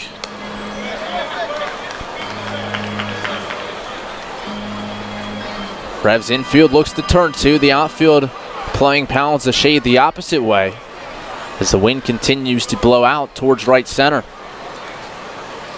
Janis ready, the 2-1 pitch. Fastball in under the hands of Pounds, and now it's 3-1. Janis snapping the glove down, receiving the throw back from Cruz. A little bit of frustration here from Janis as he's gone 3 balls to back-to-back hitters. Wilfredo Rodriguez would be next. Runner goes the 3-1, high and away, ball 4. Scott dives in, but it's a 5-pitch walk following the 1-out walk to Scott. So back-to-back free passes, and that will bring up Rodriguez.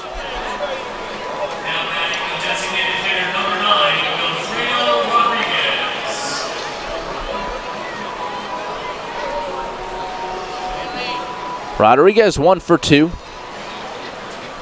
After Pounds reached with a walk in the 2nd inning, he singled behind him through the hole on the right side. This time to hit at first with a runner at 2nd as well, playing behind Pounds. And the first pitch hit on the ground to short. It could be 2. Dent up with it to Casilla for 1. The return throw to first in time. Double play. 6-4-3. The Revs roll it, and they get out of the inning after Janis walked 2 in a row.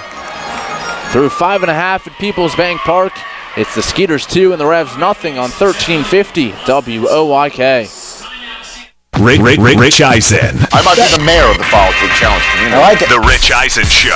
I'm here with Jim Moore from UCLA here on the Rich Eisen Show, and you answered, this had to be the first draft you physically have been to. Yeah, I've been in 25 or 26 draft rooms where you're on one end of the phone talking to New York, now Chicago, but I'd never been in the green room. What'd you think of the dog and pony show? I thought it was amazing. I loved it. Unfortunately, I saw the Tunsil thing.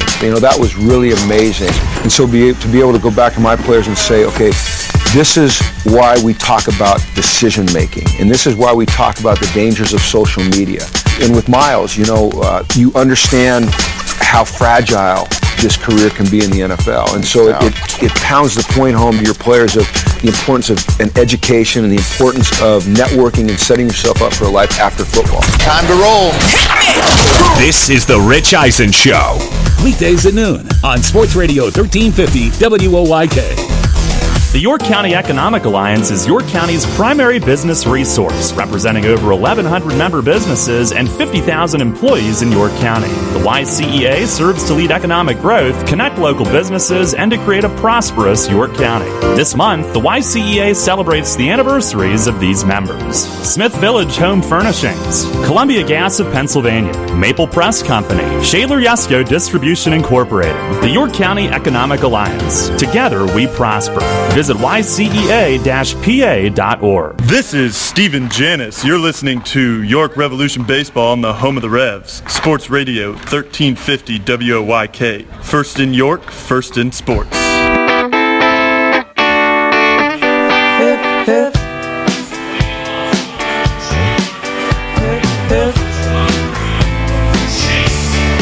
Chase Simpson, Ryan Dent, Alonzo Harris due up for the Revs here. Home half of the sixth. York trailing Sugarland 2-0. And Mitch Talbot so far working on a gem. Revs just one hit against him, it with a Jared Mitchell single in the second inning. One hit batsman, one walk, and that's all. First pitch to Simpson, down and in, ball one. Chase back in the lineup for the first time this week. Was rested for the Southern Maryland series and did not play in the first two here against the Skeeters. And the ball one delivery, and that one is high and tight, ball two.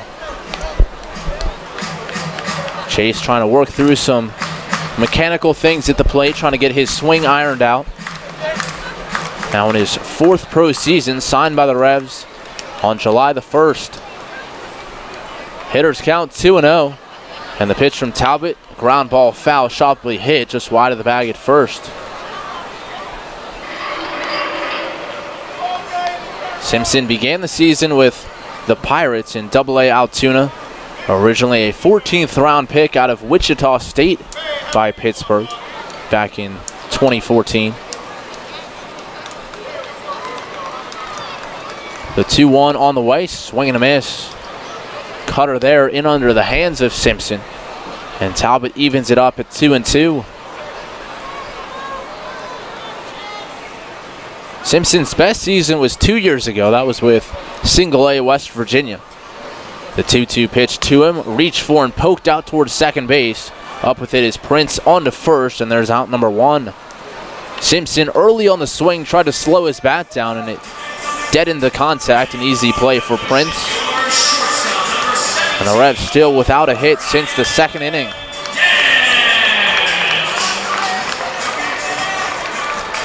And Janis pitching pretty well, but it seems like in a lot of these starts, he has to be almost perfect. Just has not had the run support here of late. Here's Ryan Dent. First pitch to Dent, breaking ball, bends in, strike one. Now really just one mistake pitch against Steve Janis today, a high fastball, and Joe Benson took him deep. A two-run home run, that's the only damage. The 0-1, that one's down and in. Appeal to first. It didn't even look like Dent started a swing, and a late grant on the appeal, but no swing, says Brian Miller.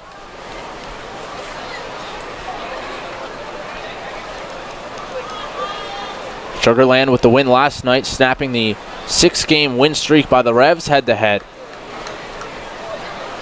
The Revs still 6-2 here at the bank against the Skeeters as Dent watches a strike outside corner at the knees. In fact, last night's win for the Skeeters, their first here in York, since May 26th. Swing and a miss there by Dent, and he's down on strike. So 1-2 breaking ball from Talbot. And Dent, his 5th strikeout victim, 2 away here in the 6th. Well, 2 starts ago, Talbot had 6 scoreless, but then roughed up last time. It's not like he hasn't pitched well recently. A couple of starts ago he did, but certainly in the midst of one of his best outings of the season, if not the best to this point. The last time around, giving up 7 runs, 4 earned over 4 to Lancaster, and Harris stands in, takes a strike on a check swing. That ball catching the outside corner. And Talbot has not pitched particularly well so far this year against the Revs. 0-1 with a 6.43 ERA. The 0-1, that one's just off the outer black. 1 ball and 1 strike. His first start, as Darryl detailed, his first appearance with the Skeeters, and he worked just 2 innings. But then roughed up for 5 runs on July the 1st. Pitched a swing, and I think he went around Harris, nearly falling to the ground, and could not hold back. Bat just coming through the zone as a product of his body twisting as he tried to hold back. He's down 1-2. Pitch from Talbot, breaking ball, got him swinging. Back-to-back strikeouts, and Talbot, since the 2nd inning, has faced the minimum. Just 1 over the minimum on the night. Jared Mitchell, the only runner stranded by Talbot, and through 5.5 at Peoples Bank Park, or through 6 rather at Peoples Bank Park, it's 2-0 Skeeters on 1350 WOYK. Money and business are essential to the strength of a community. So is cheering and celebration and music and fun. That's why York Revolution games, concerts, youth sports, special events, and more happen at a place called Peoples Bank Park. Peoples Bank has been serving York County for more than 150 years. Always cheering, always celebrating, always committed to the things that make York County great. And to you having a great time at Peoples Bank Park. Peoples Bank, member FDIC, equal housing lender. Can't get enough of the Birds? WOYK has you covered. Join us all season on Mondays at 6 for the Baltimore Baseball Show, hosted by award-winning Orioles and National Baseball writer Dan Connolly from BaltimoreBaseball.com. Exclusive in-depth interviews, plus the latest insight and analysis on the Orioles every week. Talking baseball with the Birds, Mondays at 6. The Baltimore Baseball Show on Sports Radio 1350 WOYK. First in York, first in sports. This is Dustin Hawkinsmith with the Keystone Sports Network. For the best Penn State football analysis and commentary, listen to Sports Radio 1350 every Tuesday, Thursday, and Saturday at 8 a.m. and after Revs games for the Keystone Kickoff Show. We'll bring you game reviews, player evaluations, and recruiting news. So for the best in Penn State talk, tune to Sports Radio 1350 WOYK for the Keystone Kickoff Show. Brought to you locally by your neighborhood SureSave Markets. Hi, this is United States Olympian Haley Flickener. You're listening to Sports Radio 1350 WOYK, first in York, first in sports.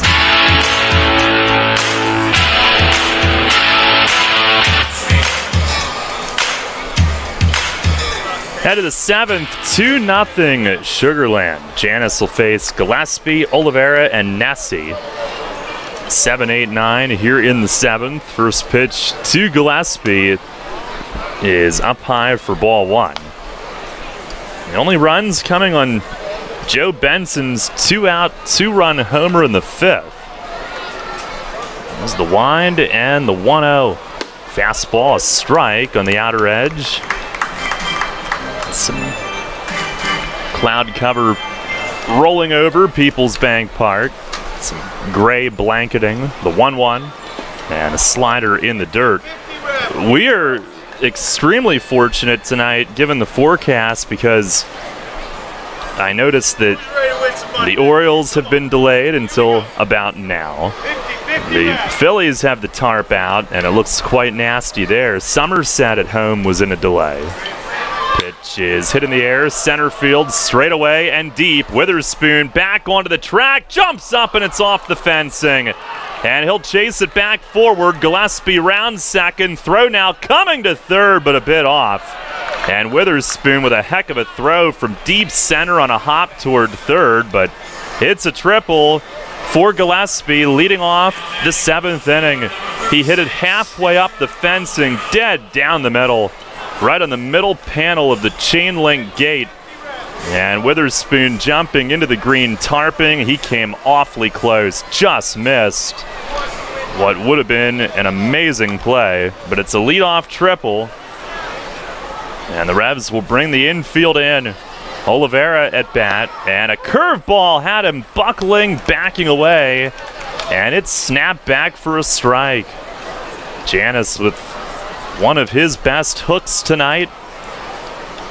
Here's the 0-1, and a swing and a drive, yanked foul though. Over the Eateries in left, Arch Street Eats. 0-2. And the Dickey's Barbecue Pit open out there tonight. That's what we had in the press box. The 0-2 swing, and it's fouled off over the first base side. Oliveira, 2 at-bats, 2 flyouts tonight. Stumbled across a note on him earlier today, completely by accident. Janis the pitch, and a swing, and he loops one, shallow right center, a bloop hit. And look at that lob wedge. It dies and just about sticks in shallow right center. Came to a total stop. Mitchell had to come in and get it. And it's 3-0. He just filleted that one into shallow right center over the drawn-in infield. And it literally stuck right there, didn't even bounce forward. And Fletch coming out will pay a visit. 3-0, Sugar Land leading.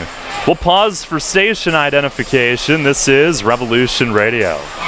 First in York, first in sports. Your only local sports station. The new Sports Radio 1350, WOYK, York, Pennsylvania. A brief visit from Fletch. Anyway, the note that I had come across regarding Oliveira, I did not realize that he was involved in the 3-team trade that Alex Wood was part of when he ended up going from the Braves to the Dodgers. Oliveira, who played in the majors with the Braves for a couple of seasons. He originally signed with the Dodgers. And the first pitch to Santiago Nessie is in tight. And, Matt Latos was part of that. Or if I said Wood, I meant Latos. Actually, they were both in it, yeah. 3-team deal. Here's the 1-0. And a swing and a foul back over the roof. So I meant both. I meant exactly what I said. You meant what you said, and you said what you meant. That's right. It was Braves, Dodgers, Marlins all involved in that trade. There's the 1-1, and in the dirt, and Cruz blocked it slightly to his left. Oliveira takes off and just beat the throw. And he'll move up on what'll be a wild pitch. And a slow limp away from second, but seems to be fine. It was a hard slide. And Cruz had it redirect just a couple steps to his left. Oliveira had to make the split-second decision. He took off and just got in. Good recovery and a strong throw, but he's at second with no outs. The pitch and a bouncer foul. Third base side, 2-2. And just to go back to that RBI single from Oliveira, I think that had the Revs been playing back, it's a play that Casillas certainly makes, but it's hard to not play in with the gem that Talbot's throwing. Every run so valuable in a low-scoring game. And Janis ready, 2-2, and a breaking ball stayed inside. That was his 83rd pitch. Revs do have Chase Hutchinson up in the bullpen.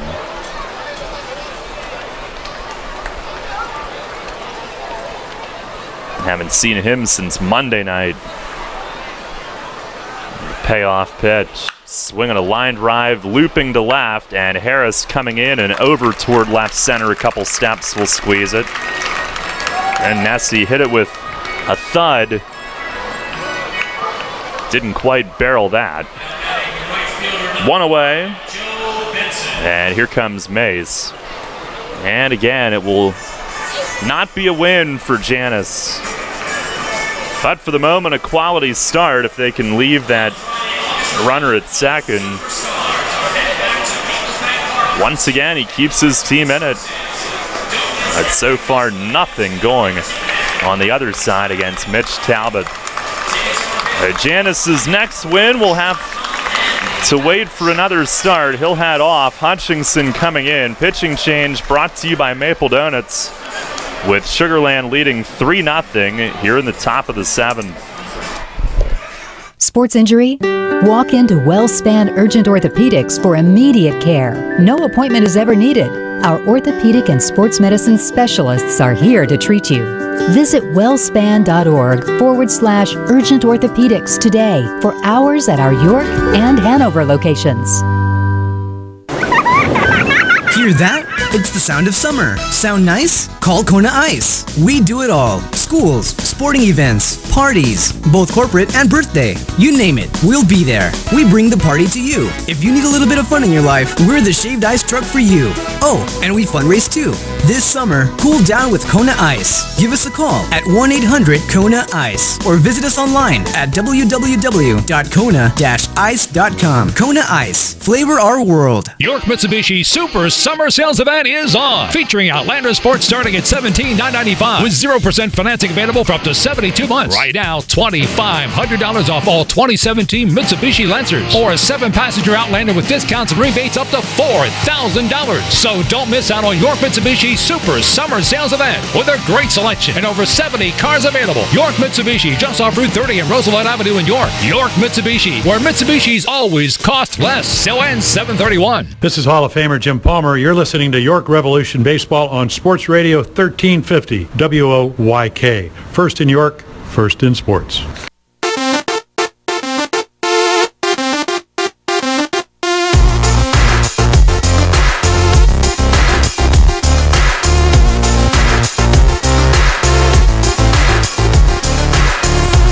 Hutchinson takes over. Pitching change brought to you by Maple Donuts. And a little odd that it's been since Monday that he's been in. For him, he's typically gets in games a little more regularly than that, but that's how the week has played out. 3-3 at .235 ERA in 33 outings. And Joe Benson is who he will face first. Well, Chase comes in to face a righty here, but I think so much of why he hasn't been used is with Southern Maryland and with Sugarland, not a lot of lefty bats. And he has Benson fooled on the first one, a half swing that he goes on. A run home in the inning, 3-0. Oliveira at second with 1 out. And Benson's had a big night, 2 for 3. Double in the third that Janus stranded, but the 2-run homer in the 5th. The 0-1, swing and a miss. Fastball at 91 down in the zone. But I think at the same time, this move makes a lot of sense. As we talked about in the past, Hutchinson, a guy who has really good numbers against righties as well, and Benson, the guy who has hit Janus the hardest tonight. Trying to keep it 3-zip. Here's the stretch. The 0-2.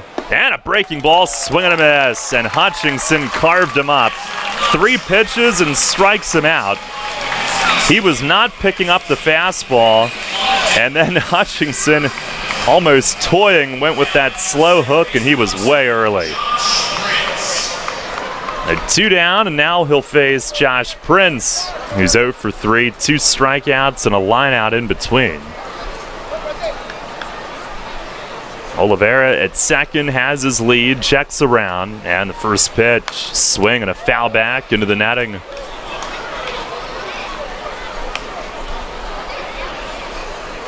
(3-0) Skeeters.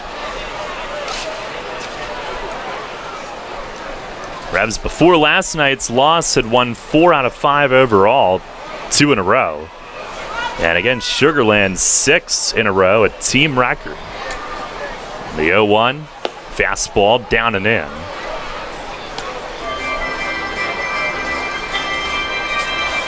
After this series, the remaining 6 meetings will all be in Texas mid-August. I'm sure that'll be chilly. Hutchinson set. Stares home, now back at second, now delivers, and a line drive left field. Harris right in his tracks, hit right at him, catches it down next to his left hip and tosses it into the playground. Inning ends, but a run for the Skeeters on 2 hits, 1 left. Hutchinson comes in to finish it off. 7th inning stretch, it's Sugar Land 3, York nothing.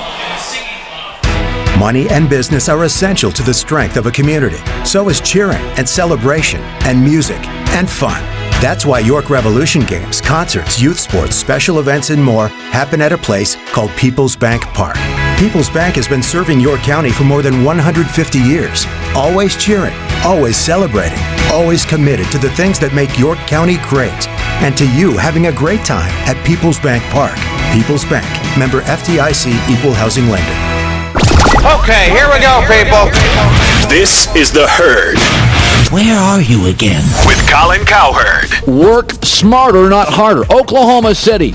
Everybody is saying now, I'm watching Kenny Smith last night. Oklahoma City's got a better roster. Oklahoma City better. But you're not better if somebody you're facing in an industry has figured out a system, works that system, and doesn't have to work as much and succeeds more. Think about points during a basketball game as profits, as money. Golden State works less and makes more money. Wouldn't you say, that guy's got it figured out? If you could sell 5 cars, a Mercedes, and make an income, and sell 30 Kias and make the same income, I'd go try to sell a Mercedes. It'd be a better life, better job, more time with your kids, more time with your wife, more relaxing, more naps, more vacations. It was a great series. It was ridiculously even except for one thing, the 3. This is The Herd. Weekdays at 3 on Sports Radio 1350 WOYK. Hi, this is United States Olympic gold medalist Jenny Finch. You're listening to York Revolution Baseball on Sports Radio 1350 WOYK. First in York, first in sports.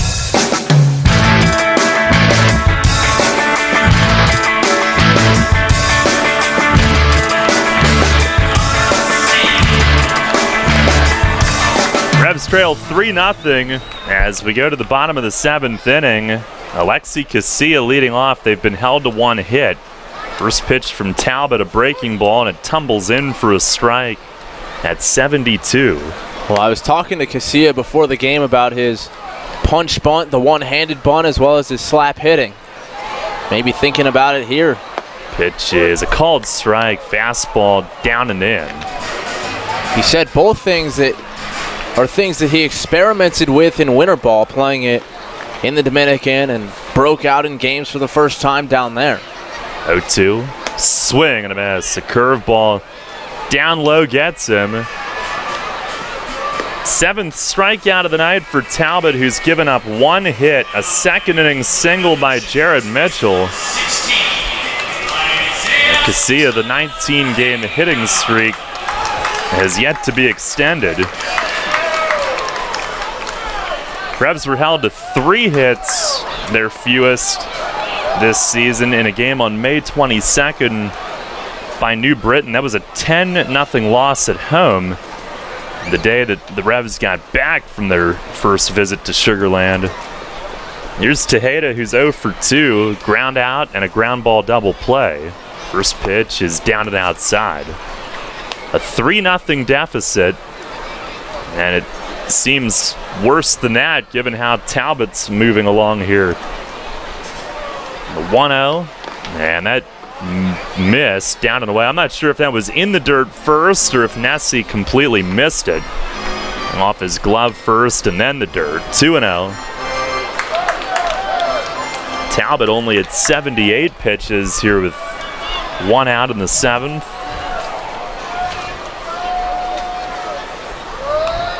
2-0, down and outside. His highest pitch count, 101. Just 2 starts ago, combined shutout win. He deals, and over for a strike at the knees. Tejeda started to walk toward first. This is his season high for innings. The previous high was 6 in that combined shutout back on July 7th, combined to beat Somerset 12-0. Now the 3-1, and a bouncer, and he reaches up and hauls it in. He'll aim it over to first for the out. And Talbot, who's 6'1", reaching high above his hat to snare that one hopper. 2 down here in the bottom of the 7th.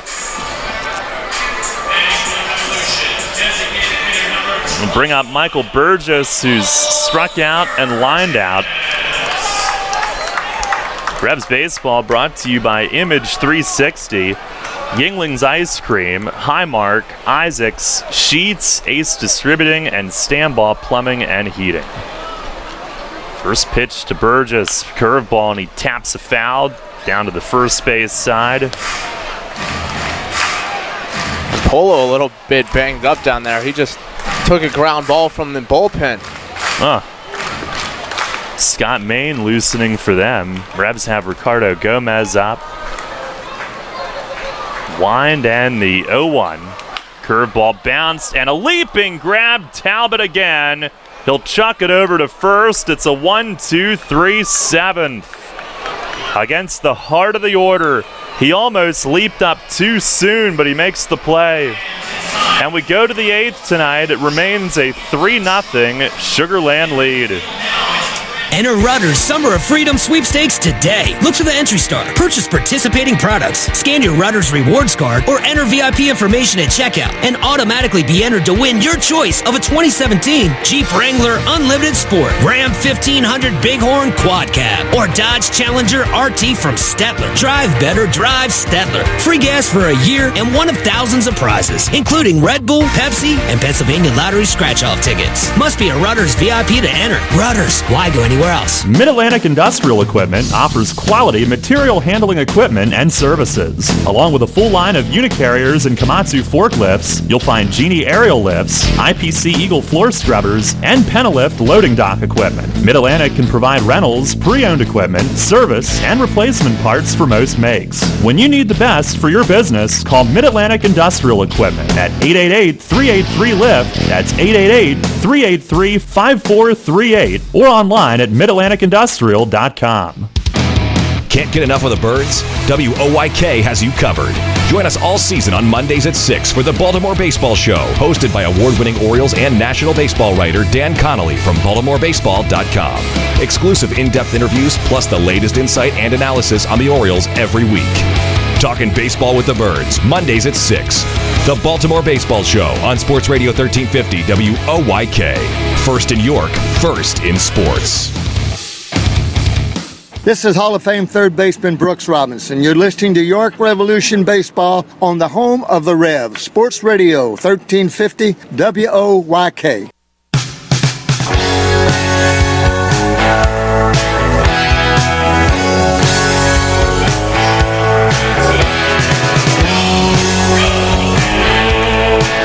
Eighth inning brought to you by York Dental Sleep Therapy. Are you tired of feeling the effects of sleep apnea or sleepless nights due to your CPAP? Dr. Bell may have an option to help you. Make your appointment today and let Dr. Bell help determine which treatment is best for your needs. Call 316-1299 or visit yorksleep.com. Anthony Jansanti leads it off. Ricardo Gomez, the new pitcher for the Revs. Pitching change brought to you by Maple Donuts. Down 3-0. First pitch is outside. Jansanti 0 for 3 on the night. 3 runs on 6 hits for Sugar Land. No runs on 1 hit for York. A 1-0. Swinging a foul tip back against the net.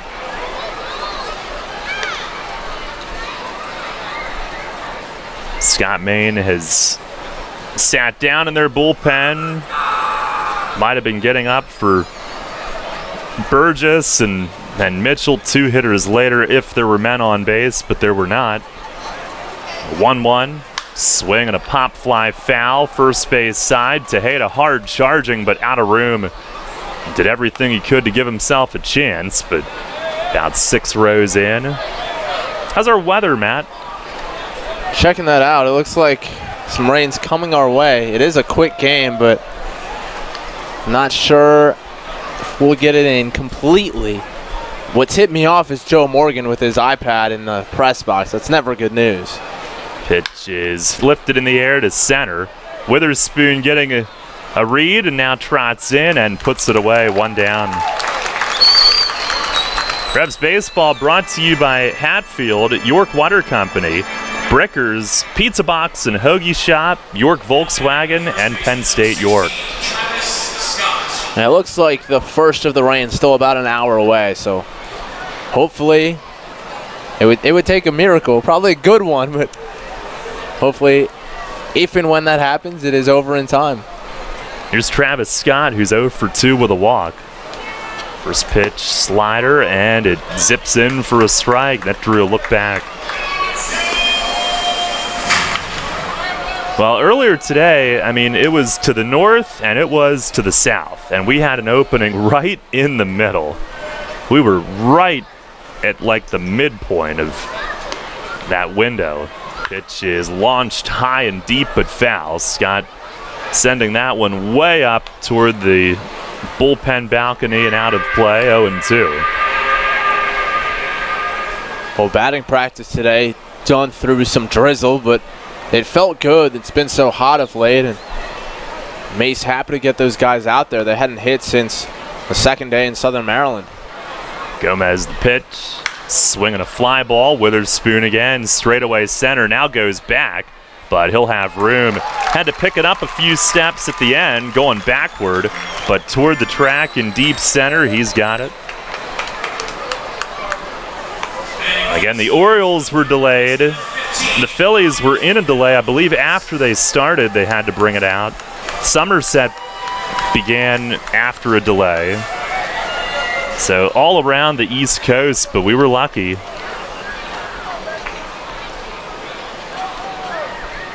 Here's Brian Pounds with 2 down, a fly out, and 2 walks. First pitch is in for a strike. Take a look at our York Mitsubishi out-of-town scoreboard. Long Island a 4-0 lead in Lancaster in the 6th inning. Revs a half game behind Lancaster entering tonight, but they would not scoff at some potential help there. Pitch to Pounds is up high, 1-1. Bridgeport leads Southern Maryland 6-2 at Harbor Yard in the bottom of the 7th. That's not bad news either. And they are playing in the 2nd inning at Somerset. No score against New Britain. Pitch, swing, and he hooks a short hop to third. Simpson picks it. He'll gun it across, and the side retired. 1-2-3 inning for Gomez. Pounds hooked the liner off the end of the bat, and Simpson the short hop pick. It ends up going down as a ground out. We go to the bottom of the 8th.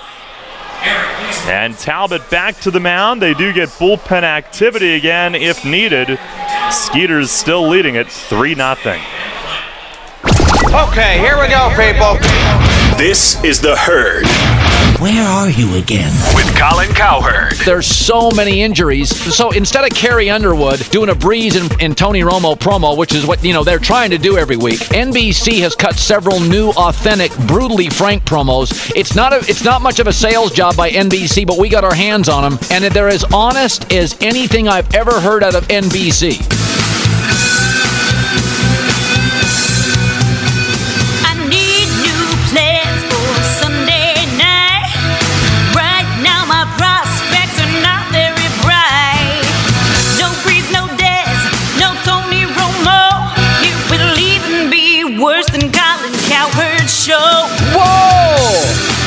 NBC fires a shot at me. That is brutal. Colin Cowherd. Weekdays at 3 on Sports Radio 1350 WOYK. Facing a legal issue can be a frightening time. What's my course of action? How do I know who to call? Fortunately, the York County Bar Association makes it easy. Now, you only need to make one call to find the right lawyer for you. Call the York County Bar Association and let us help you find the right lawyer with our Attorney Connection Lawyer Referral Service. Just call 854-8755 or visit yorkbar.com. Don't hesitate in getting the help you need. Contact the York County Bar Association and let us help you find the right attorney at the right time. Hi, this is Mark Mason. You're listening to York Revolution Baseball on the home of the Revs, Sports Radio 1350 WOYK.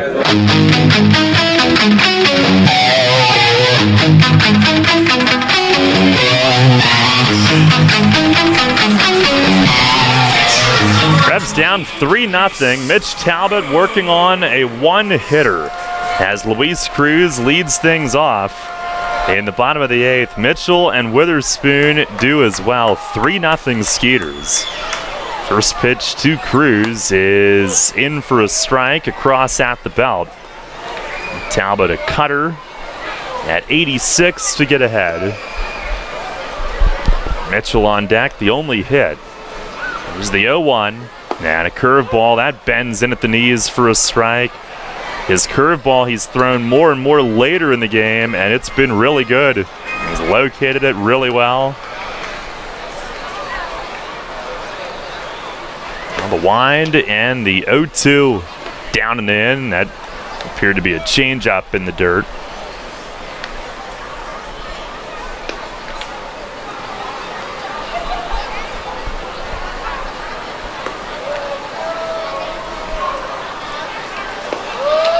Now has the grip, the 1-2, and just inside, Cruz flinches back. You don't know if a pitcher working on a game like this will get every close call like that or not, but just in off the plate. Now the 2-2 pitch. Swing and a miss. Changeup in the dirt. It's picked cleanly, and no need to tag out Cruz. Nessie had it.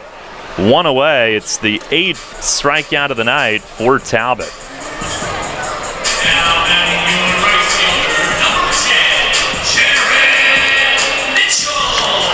Ties his season high. He had 8 against Southern Maryland and just 4 2/3 in a game back in June. And he's also retired 8 in a row. Here's Jared Mitchell, who he has not retired tonight, a single and a walk. And the first pitch, fastball, misses up and away. Some cloud cover, and it looks like there's a tiny break in it out to East York, where some orange sunset pokes through against the dark blue and gray. There's the 1-0, fastball missed away. The cobalt, if you will. I like that. Very nice color.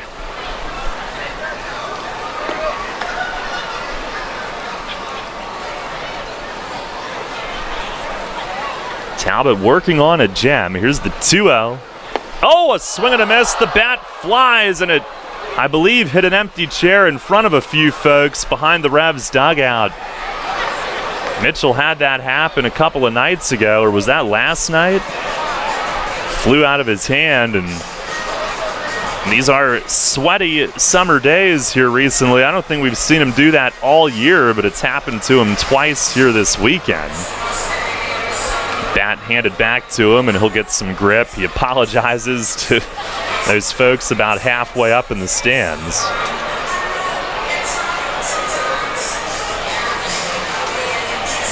We had seen Verona have some issues with that early on, and the other one that I always think of that happened a ton to, and I guess you do want to have a loose grip so that your hands are loose, but I know Johan Lamonta had that happen all the time. Now Mitchell back in there. Same bat. 2 balls, 1 strike. And Talbot to the plate. Swinging a fly ball left field. It sends Oliveira back, and he's going to play it off the wall. Off the base of the arch nemesis, and Mitchell's into second, standing with a double. The Revs have their second hit of the night. It's their first since his single in the second inning. He's on base all 3 times, 2 for 2. He stays hot. Right now tonight, he's the only one so far staying hot, but hopefully they can take that and run with it. And Oliveira, I don't know if he could have made that play, Matt. That was low on the wall, but he would have still had to keep going back in order to get to it. Well, he took a bad route to it. Again, I'm not sure he makes the play either. It hit a little bit above the base of the wall, but he started back over his right shoulder and kind of turned and faced the wall and never really got turned back around. He was playing the carom the whole way. Here's Witherspoon, and it's down low. Got by Nessie to the backstop. Mitchell moves up. Revs threatening to break up the shutout.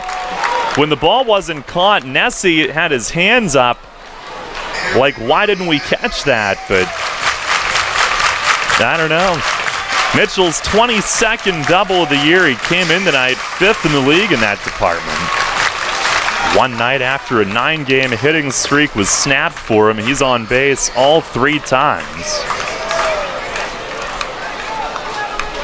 I'll tell you who's the happiest guy, other than Mitchell, to have that hit would be our official scorer, Brian, who had to make the call on the hit in the second inning, which was not a clean one.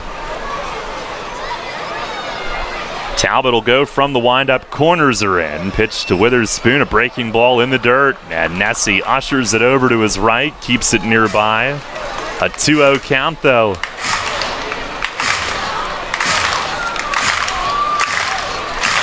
The life of a scorer, can only imagine. And you don't have games like this very often, but when you do, there's some pressure on you.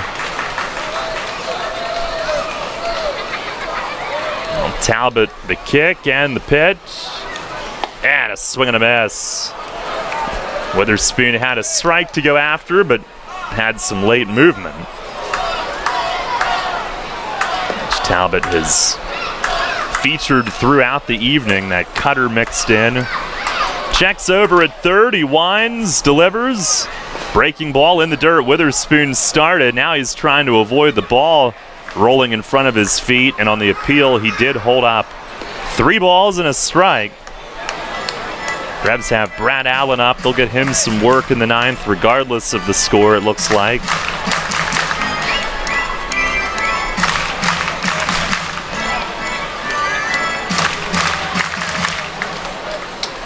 Talbot now working on a 2-hitter. He checks third. Here's the 3-1. And a swing and a foul tip squeezed. Another cutter. And Witherspoon. That was one heck of a swing. 3-2.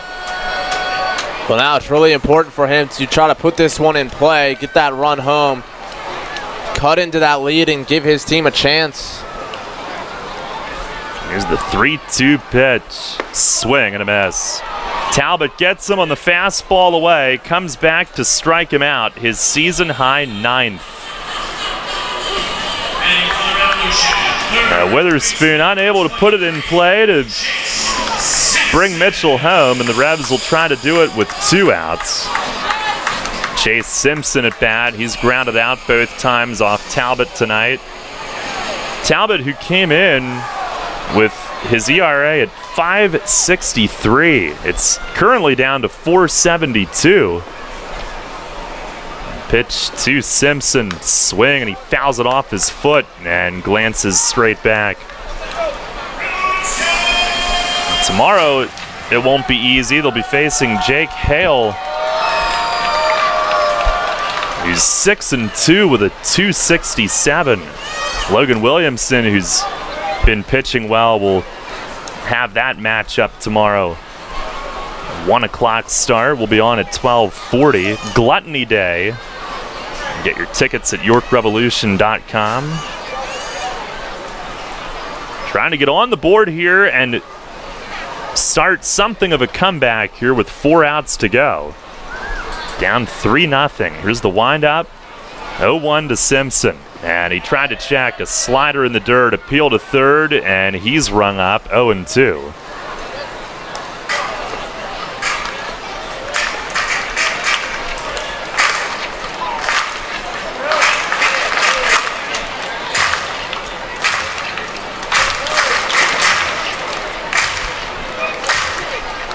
could be a great night for Sugar Land.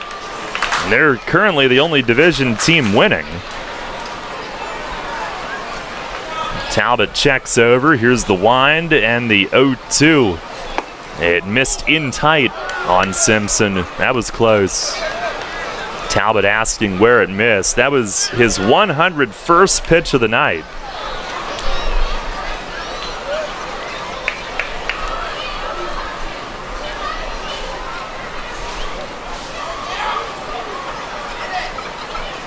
Now the 1-2. And a curveball, little high, another close take. Simpson spitting on a couple of close ones here.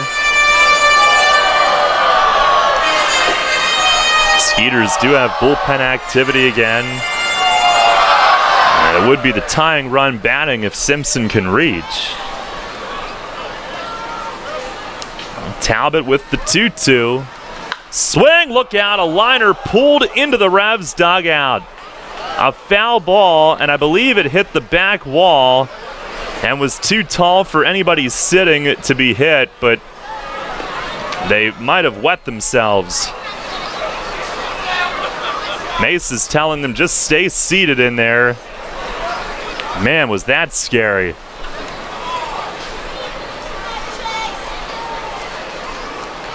Two and two it remains. And from the windup, pitch is low, a changeup, 3-2. I figured they survived it when there was no panic in there. Chong's still on the top step. He might have been as close to it as anybody else. Luis Cruz is just going to stay on his knees down there with the gear on. There's the windup and the 3-2. Breaking ball, swing and a miss. Mitch Talbot, a big fist pump as he strikes out the side in the 8th inning. Strikes out his 10th of the night. And what a masterpiece. He's worked through 8. 1 hit and 1 left. It's a 2-hitter through 8 for him with 10 strikeouts. As we go to the 9th inning, Sugar Land in front 3-0. Kids today, with Facebook, texting, TV, and video games, seems like fresh air and sunshine are things of the past. Remember playing catch, climbing trees, wholesome backyard fun? Heritage Lawn and Landscape Care remembers, give them lush grass, healthy trees, the good old outdoors. American is baseball and apple pie. Kids have every reason to stay inside. Don't let your lawn be one of them. Heritage Lawn and Landscape Care, world-class care right in your backyard. 717-292-9994. Having the gang over to watch the game? Keep them happy with great BestJet products from your neighborhood SureSave markets. Football fans, hockey fans, basketball fans, everyone's a fan of game day party planners with $18.93 deli items. BestJet hot dogs go great with BestJet kettle cooked chips. Or serve up a couple BestJet Rising Crust pizzas with 12 packs of BestJet soda. Throw the best game day party ever with BestJet products. Shop Sobel's Markets in Shrewsbury, Stewartstown, Whiteford, and East York, Wetzel's in Glenrock, and Nell's Market Fresh Foods in Spry. Money and business are essential to the strength of a community. So is cheering and celebration and music and fun. That's why York Revolution games, concerts, youth sports, special events, and more happen at a place called People's Bank Park. People's Bank has been serving York County for more than 150 years. Always cheering, always celebrating, always committed to the things that make York County great. And to you having a great time at People's Bank Park. People's Bank, member FDIC, equal housing lender. Hi, I'm Joel Embiid of the Philadelphia 76ers. Catch Sixers basketball all season on Sports Radio, 1350 WOYK, first in York, first in sports.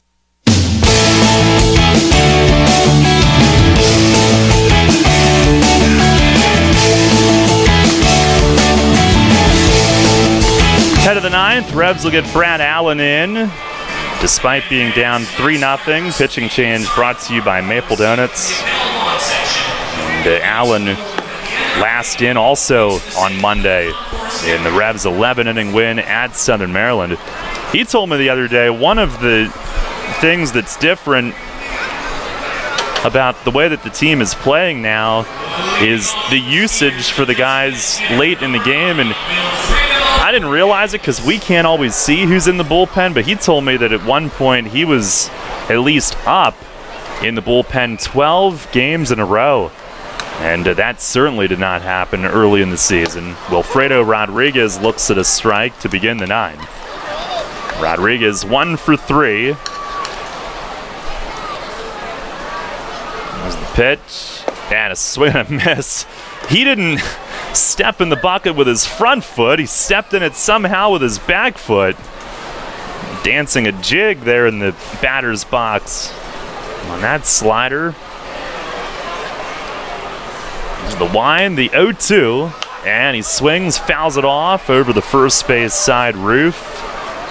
For Allen, he's 1-2 at 2.46 ERA, 35 games, 12 saves. There's the wind and the pitch. Slider dives low. Monday night at Southern Maryland, only his second blown save, but the Revs would win it in extras. There's the pitch. Swinging a bouncing ball, left side, Dent backhands, and the off-balance throw won't get him. Great effort going way to the hole at short, and from shallow left field, chucking it all the way across. But Rodriguez, an infield hit to begin the ninth, beat it easily. Now here's Cole Gillespie, who's had another good night, 2 for 3. Single steal run in the 5th, triple, and a run in the 7th.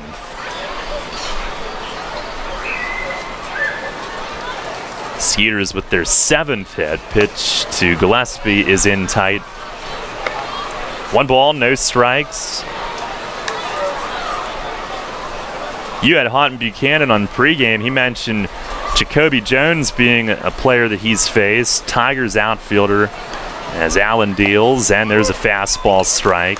And that's who Allen struck out in that spring training game that we all saw. He came in with the bases loaded. I know that caught the Revs coaching staff's eye that this guy can get it done late in the game, and eventually he became the closer. Here's a fly ball to left field. It sends Harris back deep, and Alonso extends out and runs it down.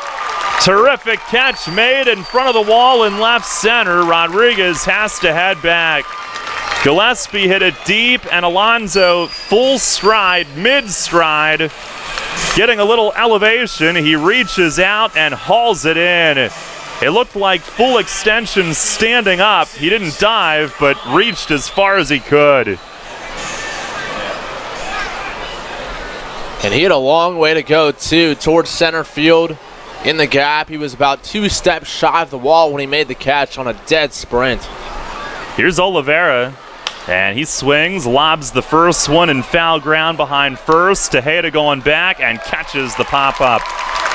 Ranging back toward the Revs bullpen, Tejeda the grab, 2 down. Revs in the bottom of the 9th inning will have 9-1-2 due. Casilla will get another chance on his hitting streak. Here's Santiago Nessie, who's 0 for 3 tonight.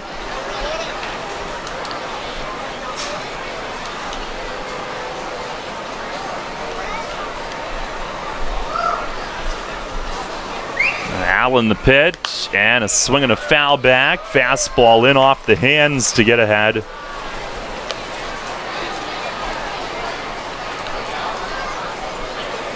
Nessie, who had a breakout series in York in May with Bridgeport, but once Jose Hill arrived, took a back seat. Pitch is bounced foul over toward Benson on deck, 0-2.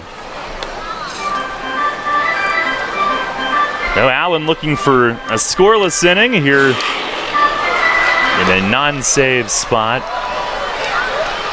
Nessie, who played in the Blue Jays, Royals, and Yankees systems.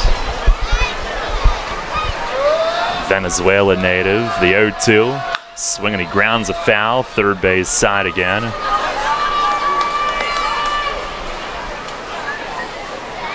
He's in the Blue Jays system and traded to Kansas City for right-hand pitcher Liam Hendricks after the 2014 season.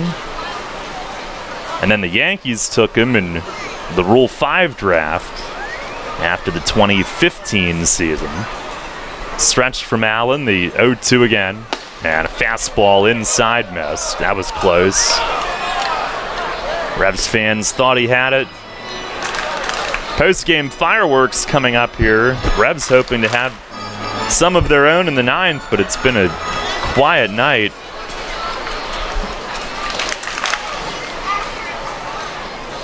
Allen nods yes to Cruz's sign, the pitch.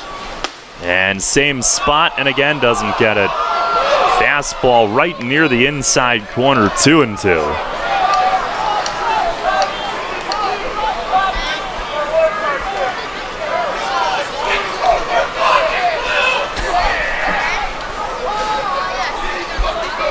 Now Fletch letting Jim Clayton hear it from the Revs dugout.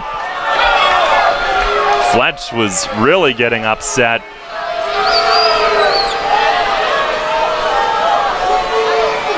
I thought things were calm in there, and then I saw Fletch screaming at him from down inside there. Pitch is fouled straight back to the net. 2-2 it stays.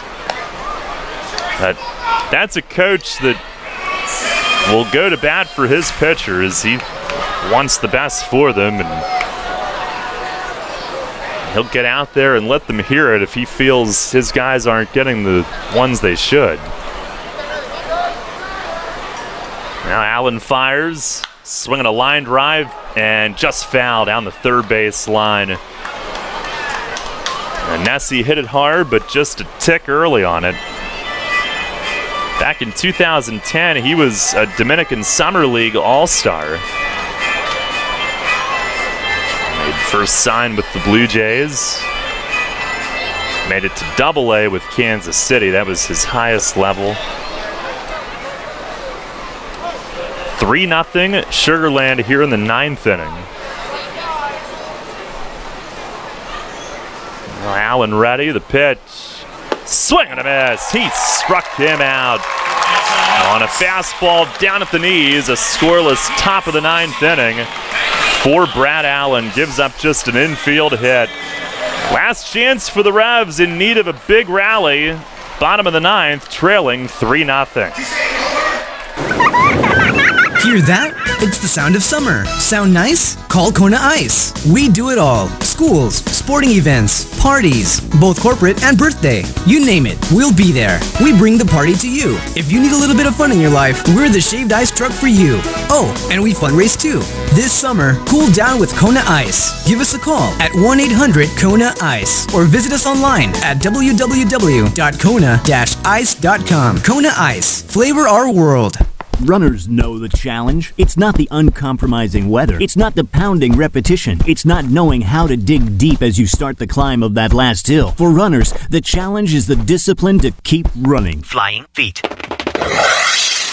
Casual runners, amateur runners, hardcore runners, no matter what level runner you are, Flying Feet Sports Shoes is with you every step of the way. Flying Feet has become the leader in athletic footwear and properly fitting the feet of runners throughout Central PA. Flying Feet has become the leader in athletic footwear, properly fitting the feet of runners throughout Central PA. And that holds true whether you're training or racing on roads, tracks, or trails. For those searching for that discipline, Flying Feet provides the latest shoe innovations, the accessories and equipment, and the inspiration to keep on running. Greg Baum and his staff have the knowledge and the true understanding of what running is all about. As one local runner put it, Flying Feet is family, and all runners are welcome. Flying Feet.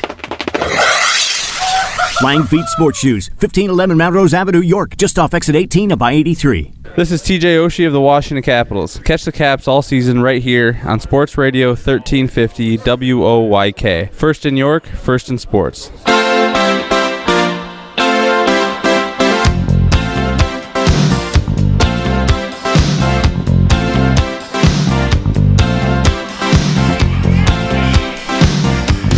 Bottom of the 9th inning, it's a 3-0 Sugarland lead, and Mitch Talbot's night is finished. What a gem. Right-hander Mark Haynes will take over. Pitching change brought to you by Maple Donuts. Haynes with 4 saves, 1-1, a 2.40 ERA in 31 outings.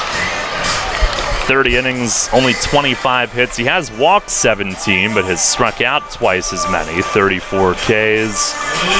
Only one home run allowed. Opponents hitting .227.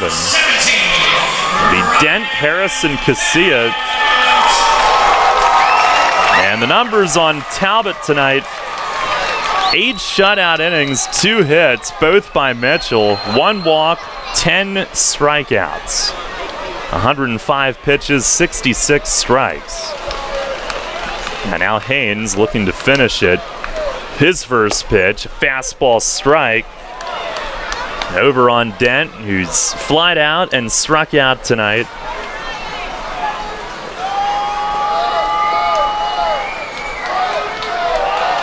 Now Haynes nods yes. Here's the big right-hander's windup, the 0-1, and a fastball fired high.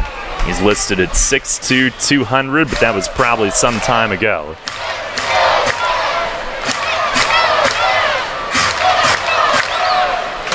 Casilla will get a chance hitting third this inning. Knowing him, though, he's probably would rather win the game than extend the streak. Pitch is a little bit high. 2 balls, 1 strike. Slider from Haynes there. He's got 4 saves. Dustin Richardson has 4. Now the 2-1. And a bouncing ball softly to short. Jansanti up. He gloves, he guns, and he gets Dent by a step. And the Revs down to their final 2 outs tonight. Haynes was in 3 appearances with Sugar Land last year, the rest of the year with Kansas City in the American Association. Earlier in his career had been at AAA with the Phillies and Dodgers. And he is a Sugar Land native. Here's Alonzo Harris. He's 0 for 3, 2 Ks on the night and a flyout. First pitch, breaking ball and drilled toward the big wall in left. It hits it on the fly, and he's going to try for 2. The throw from Oliveira is wide of the bag, and he's in standing. A double for Alonzo Harris on a rocket off the Powerball sign on the lower third of the big wall in left. That was a shot, and it extends his home on base streak to 27 in a row that he's reached base at home. It wasn't the only streak on the line tonight. And here's Alexi Casilla. 19-game hitting streak coming in. Tonight he's 0 for 2 with a hit by pitch.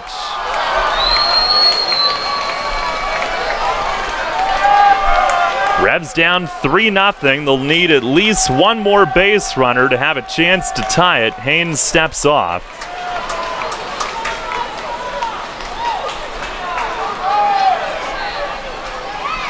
And now he's set. Looks back, first pitch to Casilla. Big swing and a miss. He thought he was getting fastball. It was a slider. Haynes, who went to Austin High School in Sugar Land, the same as Michael Rocket. Then he went on to Rice University before turning pro. Jansanti at short, way up the middle behind Harris, who leads. Now backs away. Pitch is a breaking ball, and it nosedives over the outside corner, a called strike. Haynes ahead of him, 0-2.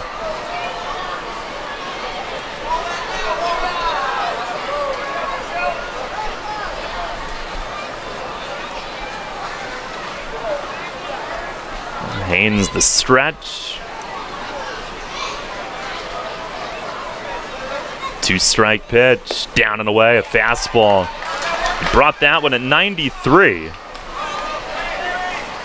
Jansanti continues to pinch in behind Harris and then back off.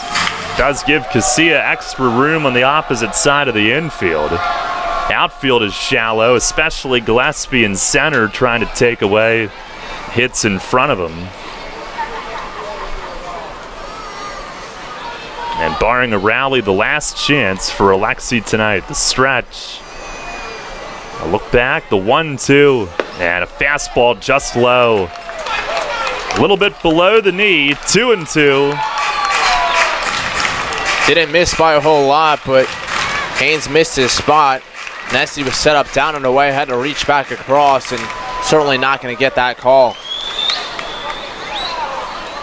Now Casilla has evened it up. There's the stretch. Haynes a look back.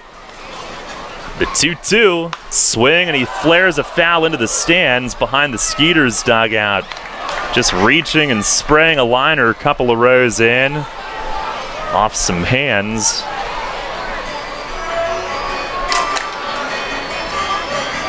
It's one of the things that he does well. He'll flick it foul until he gets one he can handle. Up there in battle mode now. And Haynes again ready. Another 2-2. Swing and a pop fly foul headed out of play to the left. His hitting streak, the league's second longest of the year, within 7 of Jan Santi's back in the first half. And it's the 8th longest in Revs history. 9th make that. He's 1 away from matching Shea Hillenbrand for 8th. And Haynes will step off. 3-0 Sugarland. And if Casilla can reach, and now Nessie will come out and talk with Haynes. You've got Tejeda on deck.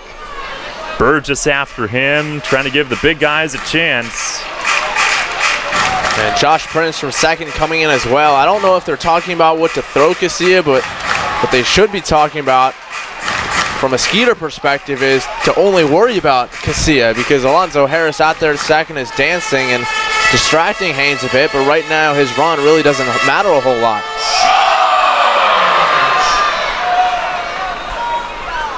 They have been focused on him a lot. Here's the stretch. Another 2-2. Swing and a line drive, base hit to left field. Harris around third will score. It's 20 in a row for Alexi. RBI single to left. It's a 3-1 game. And the tying run will come to the plate. The shutout broken up, and it took until the 9th inning, and he has extended it to 20. Tied for the 8th longest in Revs history. And again, it's that back control that's just so impressive. His ability to go with the pitch, kind of pick his spot and hit it where he wants it. Just dumping that one into left field to keep the line moving. So here's Tejeda now. The tying run comes to the plate. And it took until the 9th, but the Revs are on the board. And by the way, his 1 for 3, it's going to hurt his average here tonight. Yeah.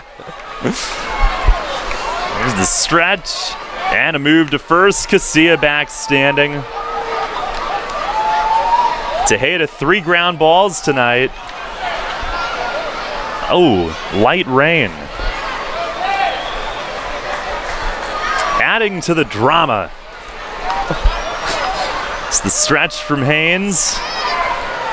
And the first pitch, fastball, a strike. Down in the zone.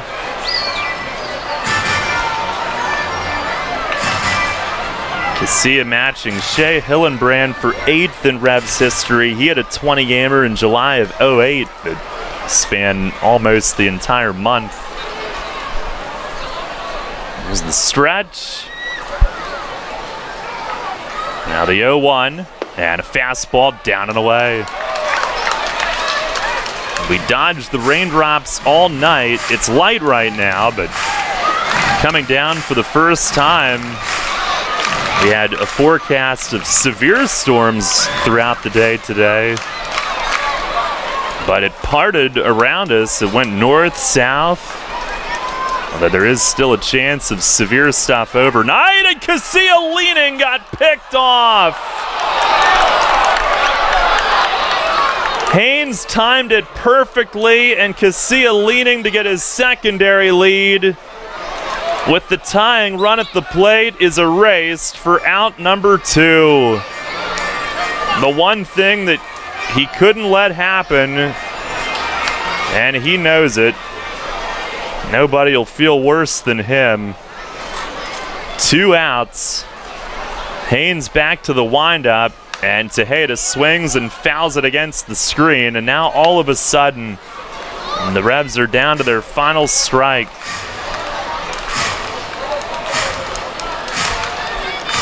One and 2 with 2 outs here in the bottom of the 9th.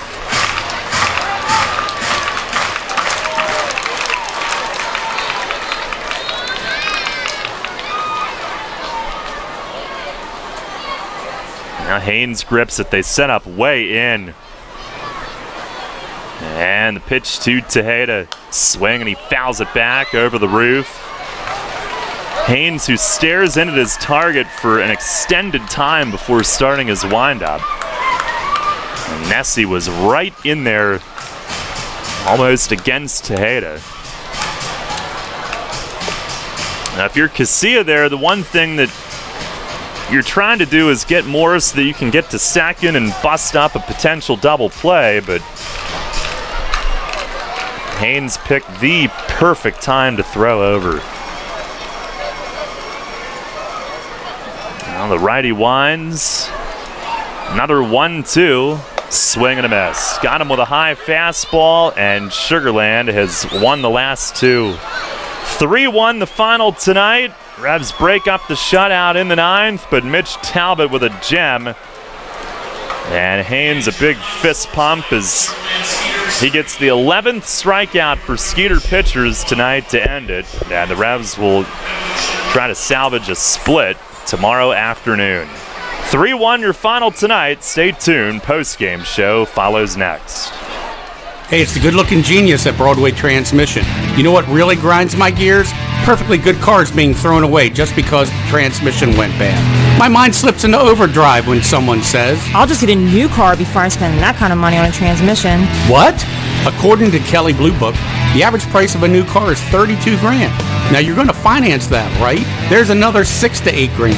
And if you drive it off the showroom floor, it loses 20% of its value immediately. Don't forget, you also have to pay sales tax, higher insurance rates, title and registration fees, and come up with $600, $700, $800 a month depending on your interest rates for 5 years. And remember, you will still have to pay for the upkeep of the car.